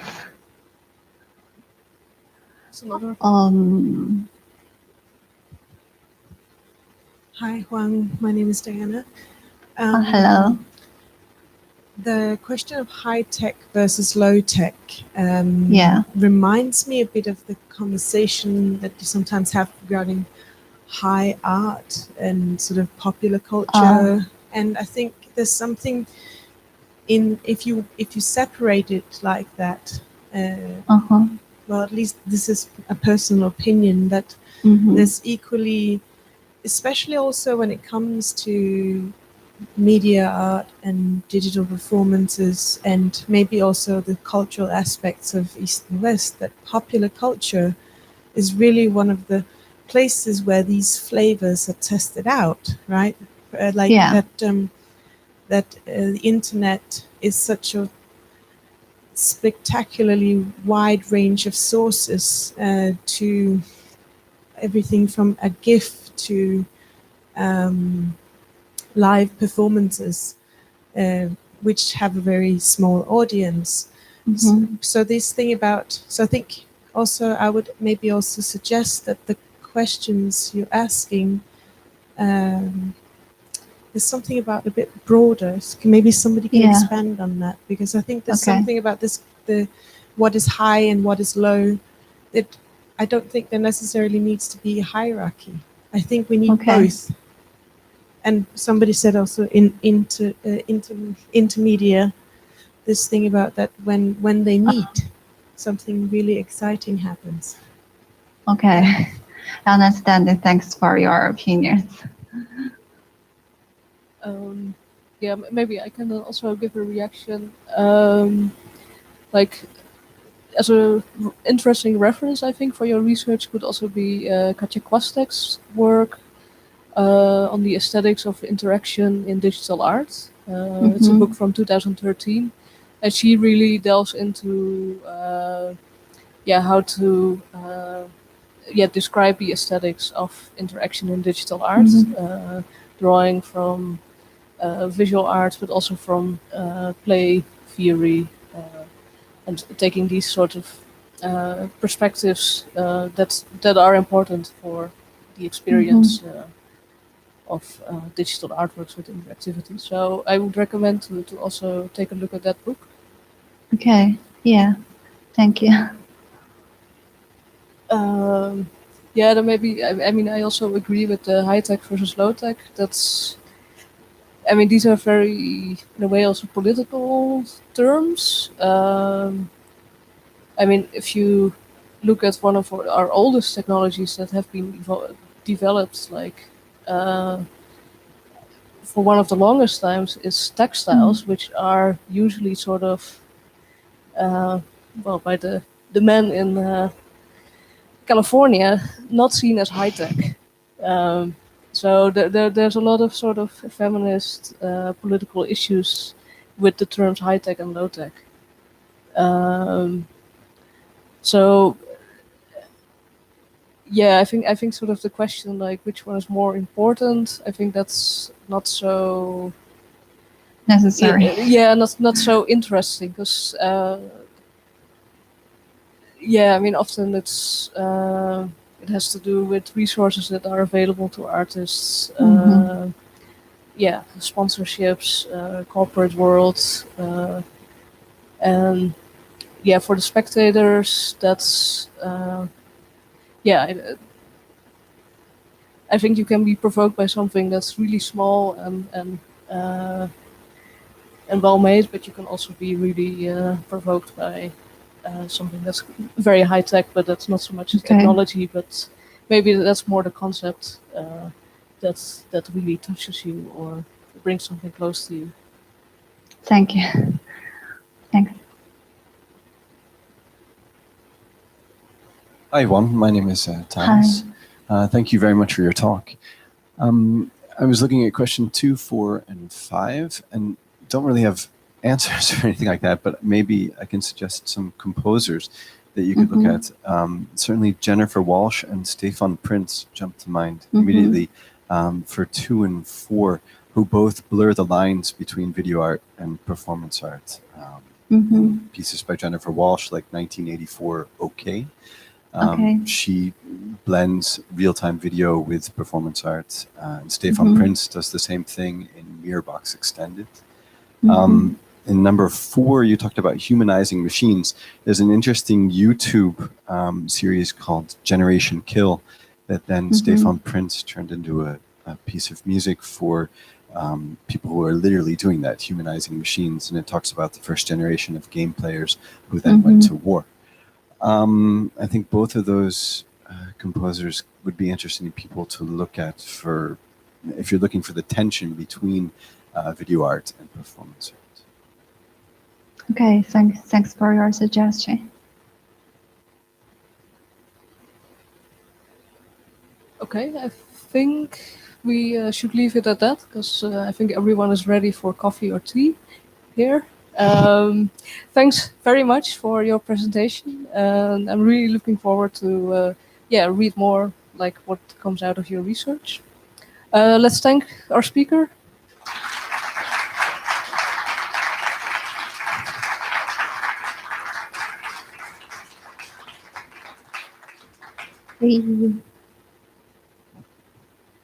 So we have a 10-minute break.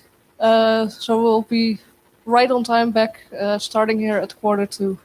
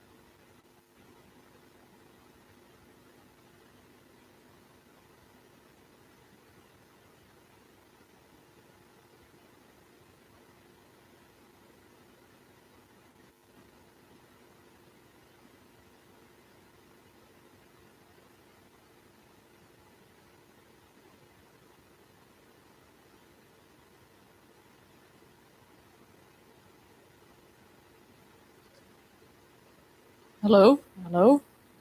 Did everyone find their seats back? Just a brief request. Is Michael from Oslo here? Did anyone see Michael from Oslo today? He's putting up some robots and installation. No? Okay. Okay. Everyone has stocked up on caffeine and nicotine for those who are still into that. Our next paper is a performance paper presented by Luis Arandas. Go ahead. Yeah. So thank you, and thank you all for being here. My name is Luis. I'm in University of Porto and in Tech, and I'm about to present a work done last year with José Alberto Gomes and Rui Penha. And so the submitted paper is called, and performance is called Directing Selfness. It's a step back from collaborative interaction and digital collaboration on stage. And it's been amazing to be among you, so I'll try to keep in a good tradition. So this project was done alongside Braga Media Arts and the University of Porto on computer music and collaborative interfaces. I was as part of them. They are part of the UNESCO's Creative Cities Network. Actually, I think I should have mentioned that to Juan, because we have cities in the east also, like Gwangju and Sapporo are also creative cities. If you might be interested, we also have a festival called Smibrev. If you want to contact, I mean, some experimental music, some contemporary art. Yeah, and it should be in October, I think. And so basically the main themes of the project were these, starting always from computer music. And then we have web technologies, which were what wrapped everything together, actually. And this talk is really, really about the collaborative interfaces part and collaborative behavior. You know, where are you inside this collaboration? What do you do? What's your role in a performance when not alone? And how do you behave inside these barriers? The barriers that define the instrument. So what I can do and what I cannot do. So a bit of a background. This is the software we did. It's called Axon. Maybe I'm gonna show you a little bit before continuing. So we use web technologies, as I mentioned, Node.js. We started it in Heroku cloud infrastructure. And if you want to go deep into the architecture, we also published in Web Audio Conference in December, really about the backend, how communication works, document object model, all those issues, and also issues of scalability when collaborating with a lot of people. But yeah, let me just try to give you a small example. Let me see if it's online. Yeah.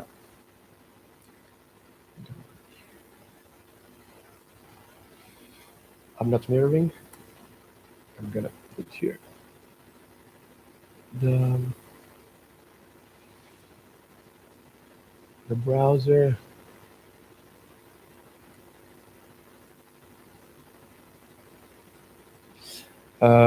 Yeah, so you get this kind of this 3D environment where you can interact and navigate and play with.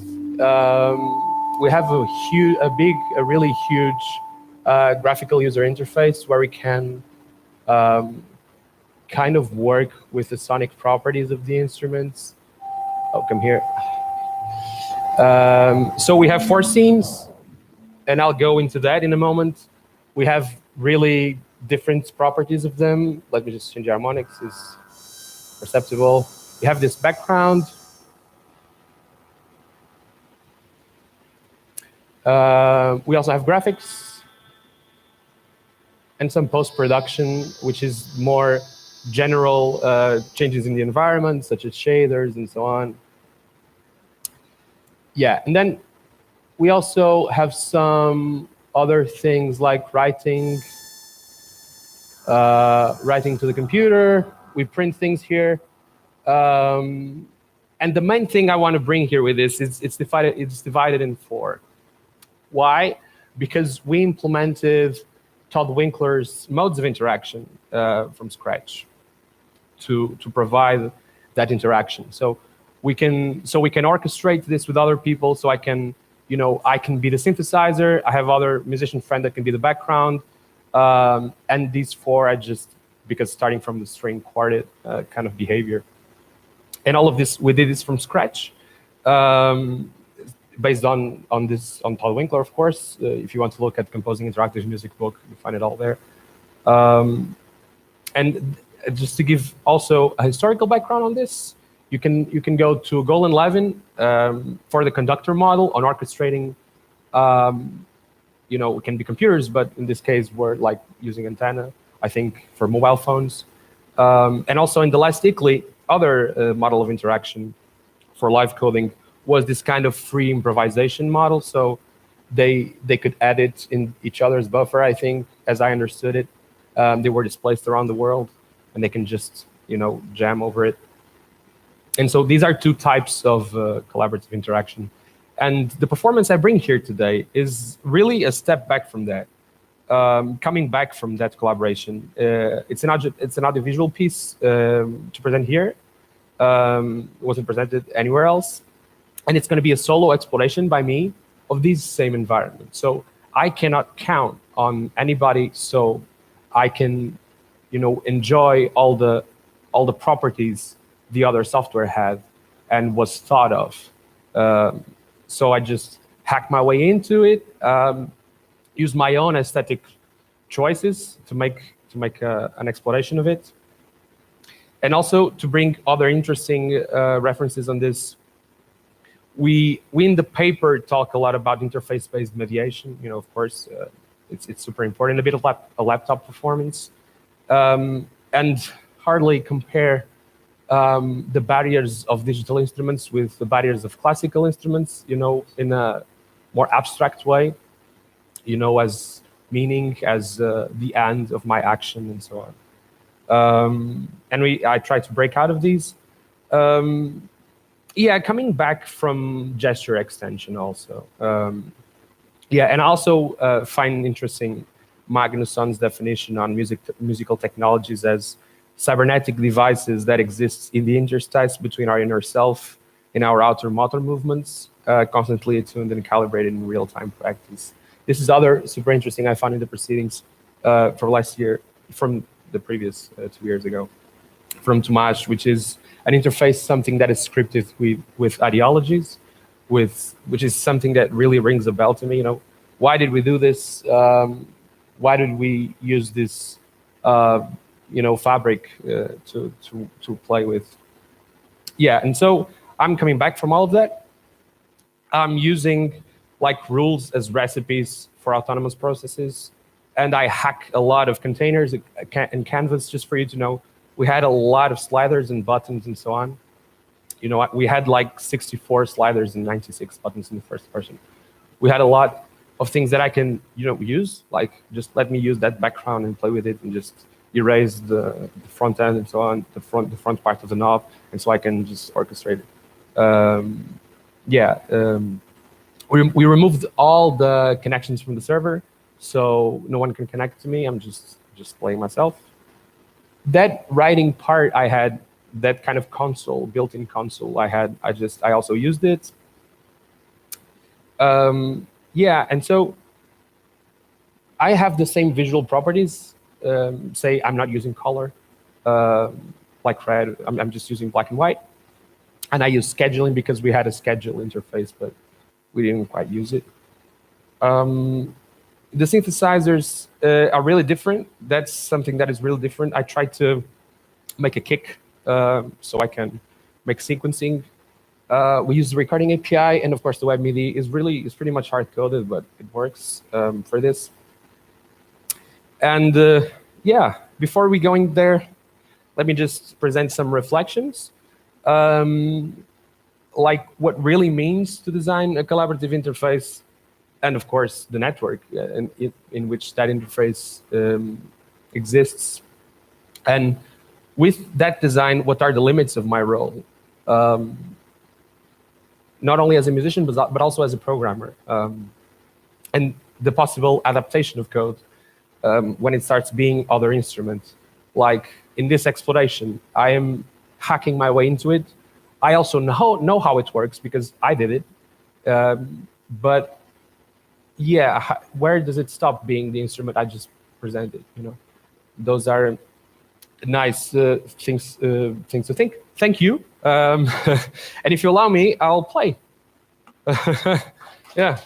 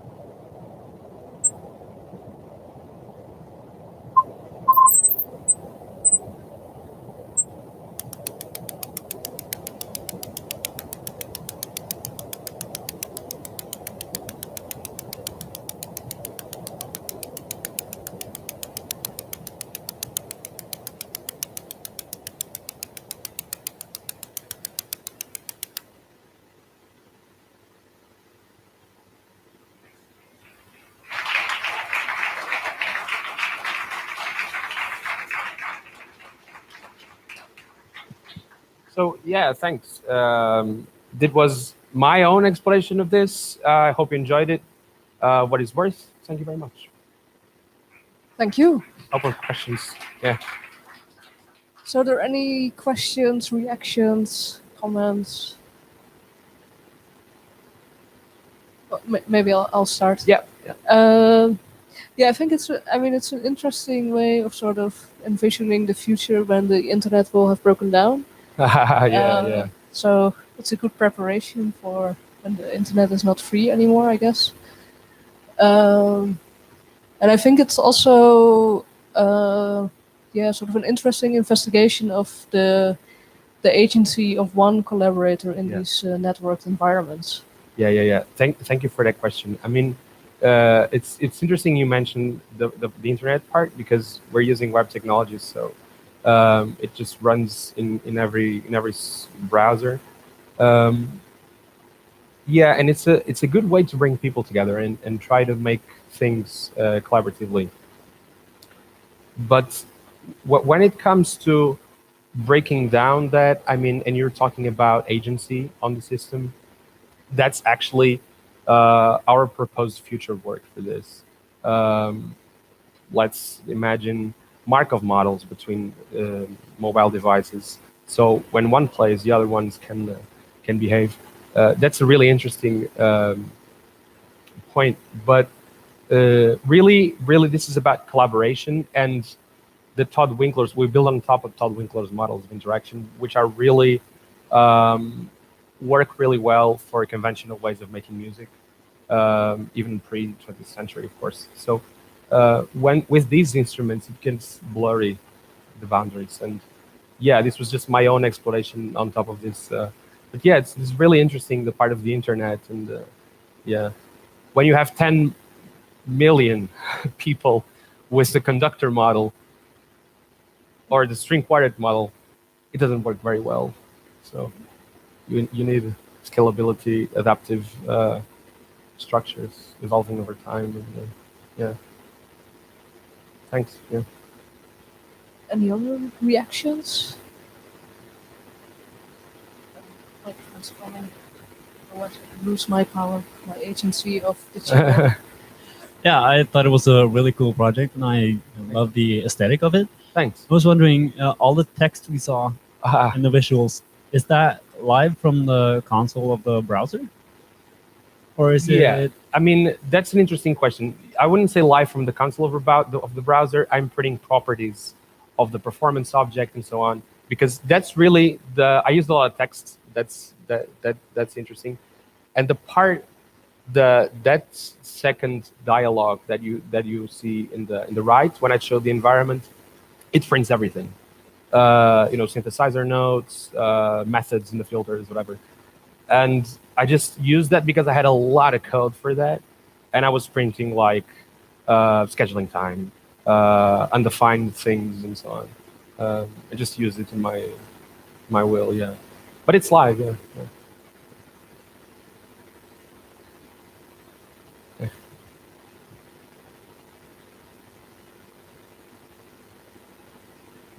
Hello, Luis. We flew together here. Yeah. Back to Portugal together, but yeah. I just met him yesterday, so that's why I'm going to ask him. Yeah. Within these aesthetics, it feels like the visuals always have to be in sync with the sound. Yeah. And playing with that, things not synced with visuals, might be a good a good point of building up tension. Yeah. There seems there's this desire of things getting in sync. Boom, boom, you see thing. Yeah. This synesthetic experience. Yeah. Do you want to consider fighting back synchronicity? Yeah, I mean, when we launched the environment, it wasn't really something that you would consider the visuals like this Alvanotto and this Ikeda way of looking into things, like the visuals are the slaves of sounds and back and forth and so on. It wasn't like that. It was, you have an environment, you interact with it in the 4 scenes, and you get sonic display. We didn't work really on that, but I mean, it's a really interesting way of next future steps. Yeah, yeah. This sync in this performance was my own choice. Yeah. No problem. Thanks. Yeah, yeah. Hello. Hi. Yeah, I've seen your previous performance at XCOAX in Milan. Ah, in Milan. Yeah, yeah, yeah. And hi. hello again. Yeah, yeah. And so I'm curious. So this performance seems to brings together both what Axon did or what you did with Axon with like a new component, or I think so from what I remember, that you can actually see behind the scenes in a way. And I like that very much. And I'm curious, will you bring this back into the multiplayer kind of environment or no? First of all, thank you. I mean, in XCOAX it was tricky. Everybody could join us. You know, we were kind of the meta composer and meta performer there. Yeah. People just making things, and we were like just trying to take the performance that way and not that way. I mean, maybe, I'm sure. I mean, I really like that collaborative and that gesture expansion thing. Right now, it's not going to happen soon. Oh, but it's fun you mentioned that I kind of brought the back into mind in this performance. Yeah, that's really it. Yeah, yeah. Thanks. Yeah.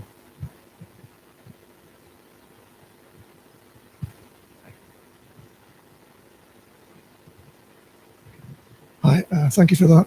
And I noticed that you had an Atom environment over there. Yeah. Was that because you were doing some last minute editing, or no, was that somehow interacting with your browser? Yeah, good question. Actually, I'm a Visual Studio Now user. I don't know, it's just to run things. I just run a Python server for the performance, and I just run the Node server for the other. I just calling. Yeah, but I could have done that in terminal. Yeah. Is this live coding? No, I'm not live coding. I'm calling things. I have a lot of callbacks that I'm just calling things. But I don't code live. Thanks. We still have time, so. Thank you. I think I finished soon, actually. Yeah. Thank you, Luis, for the nice performance and the insight into this world that you built, which is also the instrument.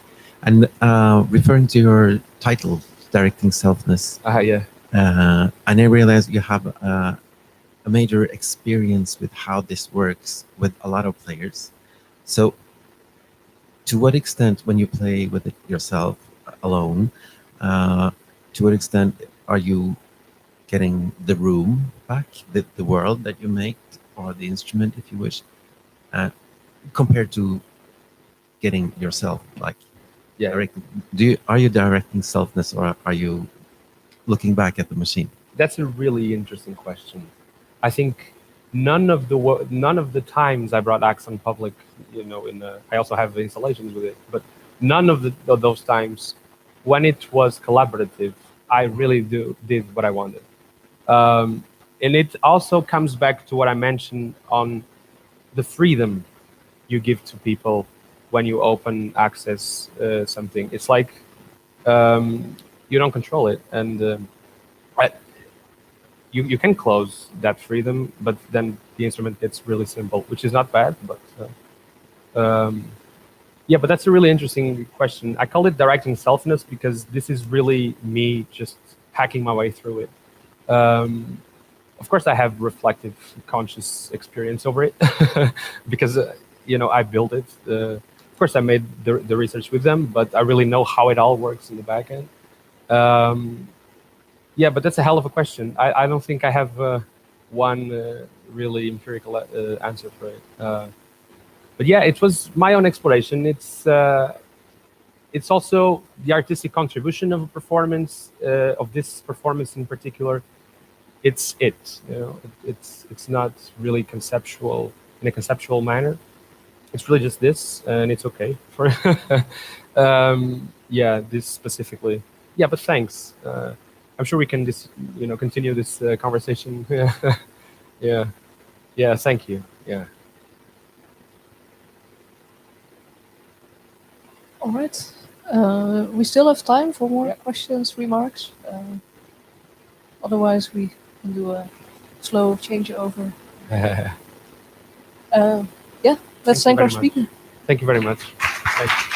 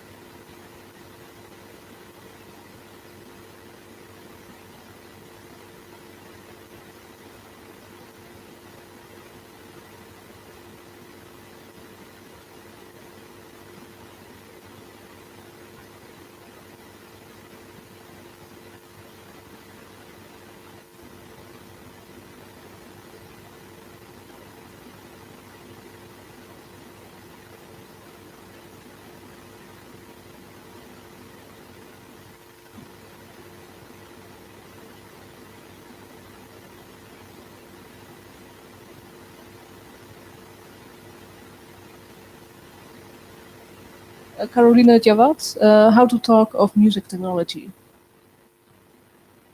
Yeah, thanks for the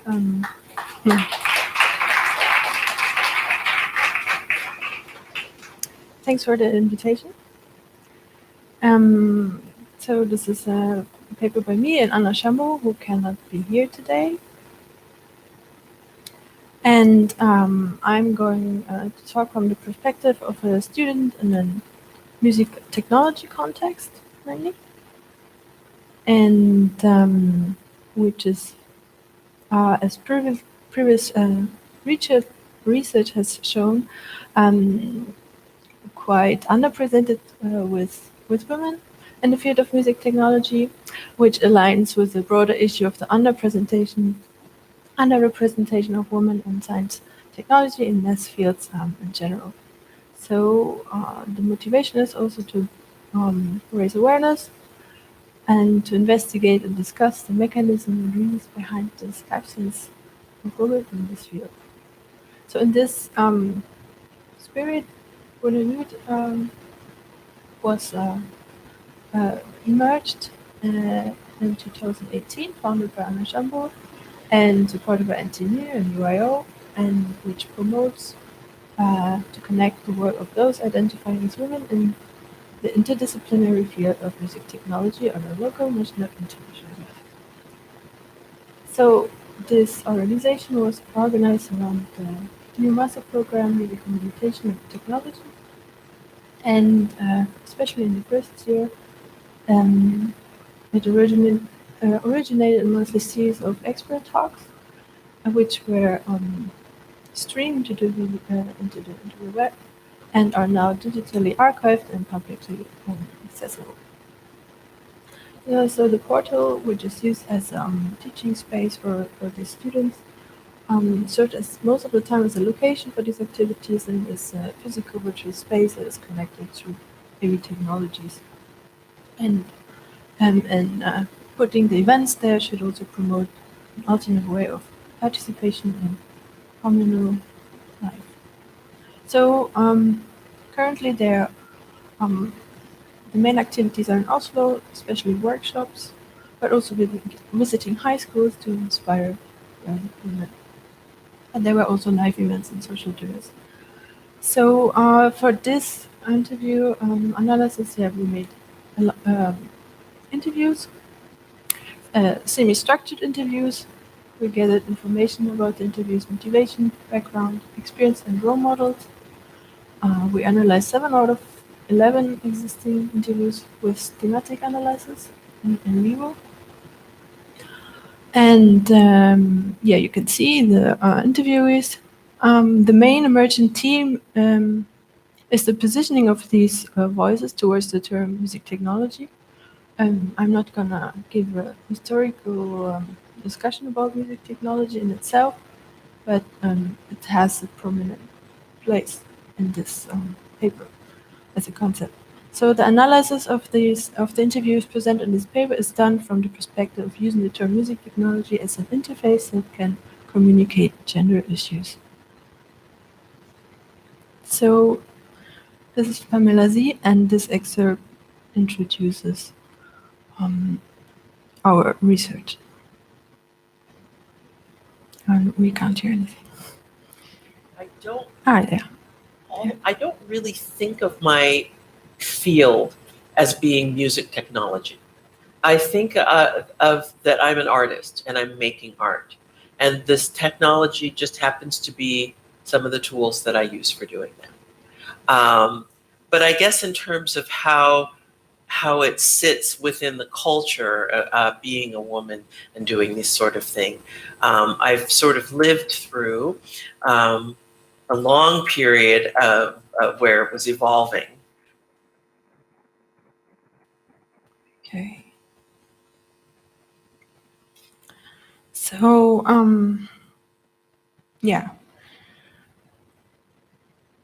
the interface as a gendered metaphor. So, new music interface technology is an academic field involving especially electric components and sensors for musical performance.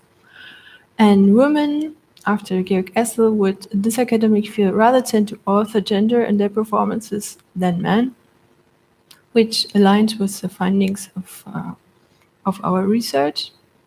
Historically, it has been a little diverse subject, especially women were rarely involved in interactive audio design with traditional engineering tools such as microprocessors.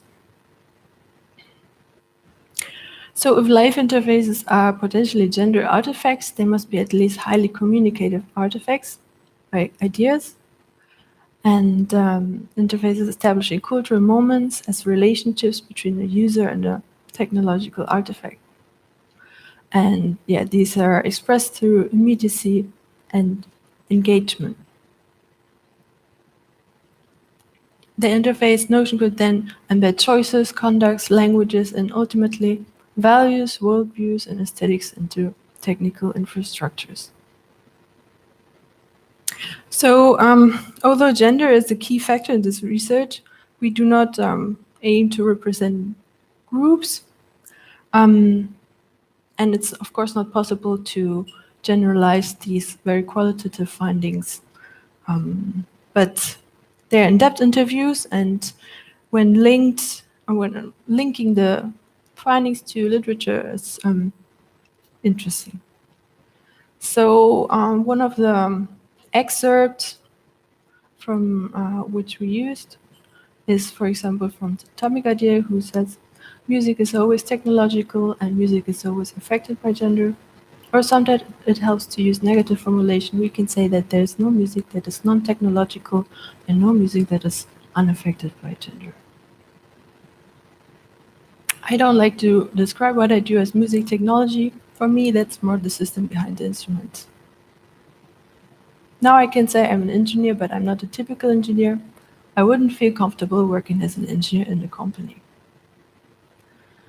So especially the interviewees with the strongest artistic practice are but also very technical practice, are distancing themselves from the term music technology. So Sørensen introduces then towards a feminized technology the notion of translation problems from values to technology. For example, values as usefulness and efficiency, which could be also reflected in artifacts. So human practice would be difficult to relate with these concepts and in consequence also artistic or musical. So material objects and environments can communicate characteristics of the inhabitant group and act like gatekeepers by preventing people who do not feel they fit into those environments from joining them. So stereotypes of a domain should be considered when attempting to diversify that domain. So even though the design of interfaces and all its artistic and sonic nuances might be seen as inherent to the academic field of music technology, audio and music technology terminology still resonates with STEM disciplines, but in a way that cannot resemble those practices. By designing artistic items and technically tailoring them to the interviewer's practice environments, the idea of the implicated attributes that come along with the imagery of engineering and programming becomes transformed, and consequently, music technological practice can be rewritten, and in doing so can also alter our perception of technology itself. So yeah, this is just a starting point to inspire conversation and working groups and like revising language and academic programs, raising awareness, expanding research on other groups, which we haven't discussed. And luckily, this research was informing the topic for my master's thesis. Thank you.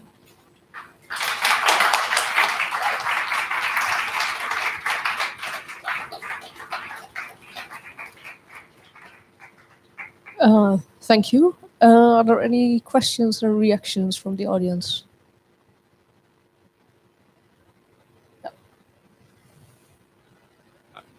It's a reaction, but it's something that I remembered. 3 or 4 years ago, I met a clarinetist from Australia. His name is Lindsay Vickery. He's a clarinetist and he does real-time score generation. So we met, and on our way from Aveiro to Porto, he was telling me about something that was kind of related to this, and I remember him telling me that the course there in Australia was called music technology, and it only had men. And then they changed it next year to Sonic Arts. They didn't change anything else, and then a lot of women came. So the balance was much more even. They just changed the name. So probably semantics has a lot to do with all of this. And I was just wondering if you have any hints on this or any ideas about this. It's not really a question. Yeah, as I was citing this one scholar, Sørensen, who actually did this research already in the 80s about engineering, and other STEM field programs, for example, at NTNU, they already adapted their language successfully and when promoting their academic program for students. But yeah, somehow music technology still resonates with with this in a not inclusive way. Yeah.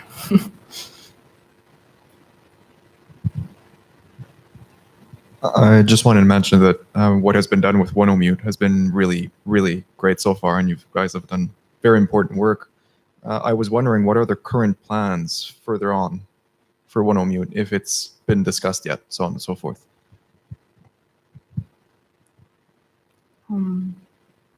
At the moment, there are mostly activities in Oslo, workshops, and Max and all kind of music technology.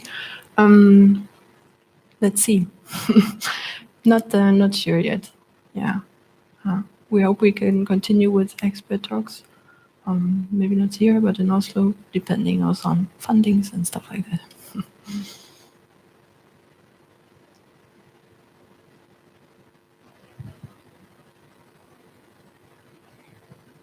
Hi.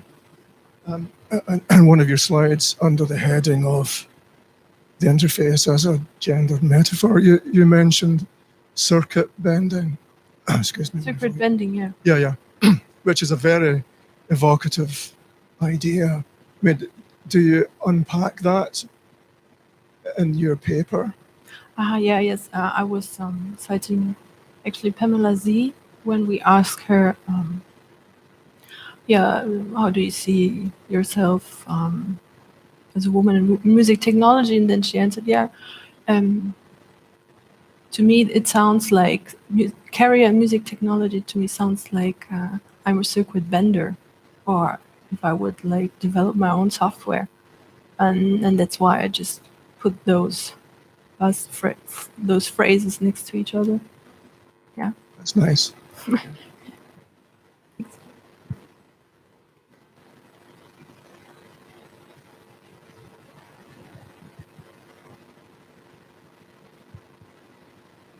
But maybe you could actually also use that as a sort of as an active phrase, because to my understanding, what circuit bending is, that it's a manipulator of an existing system, right? So maybe you are circuit bending. So it's also being an active thing and not just sounds like I'm doing this and this, but you can actually bend the vocabulary to fit your narrative. Yeah, thanks.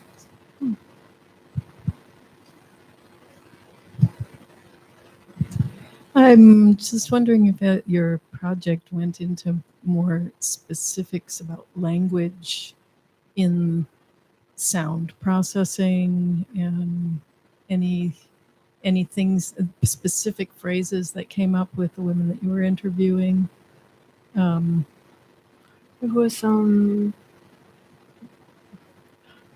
more like they said things like, okay, the system behind the instruments, or as I said, a circuit bending, or I would develop my own. So not so much into sound processing maybe, but all kind of not so much in-depth analysis and deconstruction of those terms, but more like pointing out, okay, there's something about it. Because I mean, already in this morning we've had various language that are emphasizing rewards and punishment, winning and losing, master and slave. And it's been something that's been commented on many decades ago. I remember when I was first learning Max MSP, and you know, there weren't very many women, but those of us who were there were reacting about this basic command that was bang. I mean, that has a very negative implication. Quite militaristic. Yeah. So there's a lot of already background research on these things, but it doesn't seem to filter down to actual changes in the audio business. Yeah. I'm wondering if you. Yeah, we mentioned it a little bit in the paper. Yeah, I think was it Pink Noise. Who was our author? Pink Noise. Yes. She wrote about this militaristic language, especially in music production and the DJ, the battlefield, the DJ and stuff like that. Yeah, important work. Thank you. Uh-huh.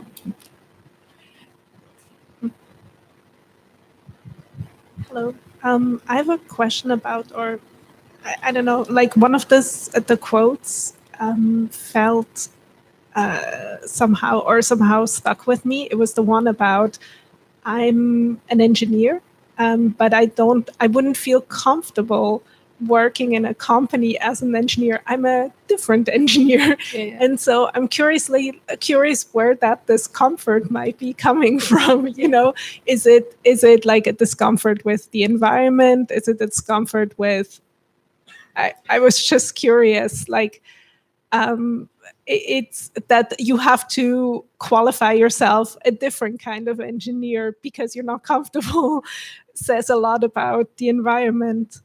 And I mean, there's also research, obviously, that women tend to want to, or like when responding to job ads, will want to have at least 80% of the qualifications that are called for, whereas men are much more flexible, like downward, don't need like that high level of qualifications until they're comfortable applying. So I don't know. Do you have any perspective on comfort or feeling comfortable? I think the next moment she said that she's very comfortable in the academic environment where she is currently, or where she was in Stockholm at KTM.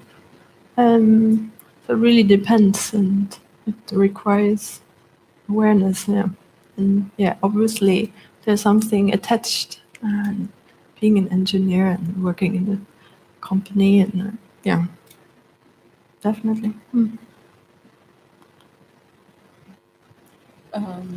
Yeah, I also have a reaction, maybe a bit what the first person also asked about. So I think this term of music technology, it has a long history with what it was supposed to mean, and it's more often used for like the production side or like audio recording, audio engineering, more than the artistic side of working with sound. So I think there might already have been sort of, because how it's been historically used, the term, with some of the people that you interview, that they actually have this different view, because the music technology is more seen as facilitating than creating, sort of how many of these programs are called. So I think you can't see that separate from like from the experience of these the interviewees. I'm not sure if there's a question here, but it's a remark. Yeah, thanks. Yeah.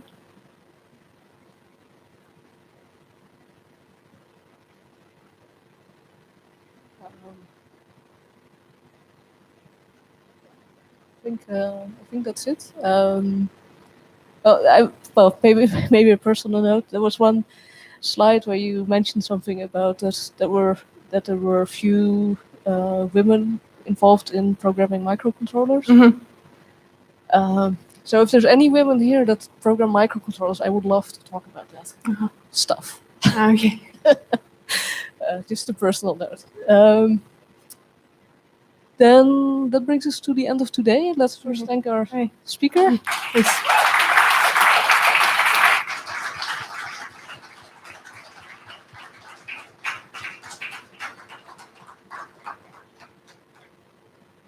So that is the end of the program here.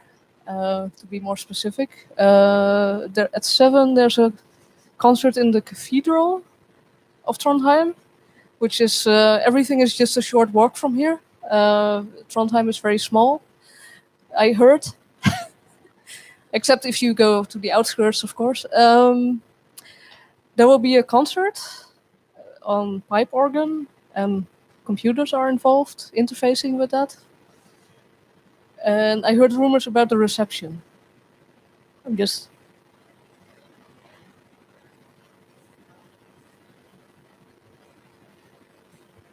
The concert is the reception.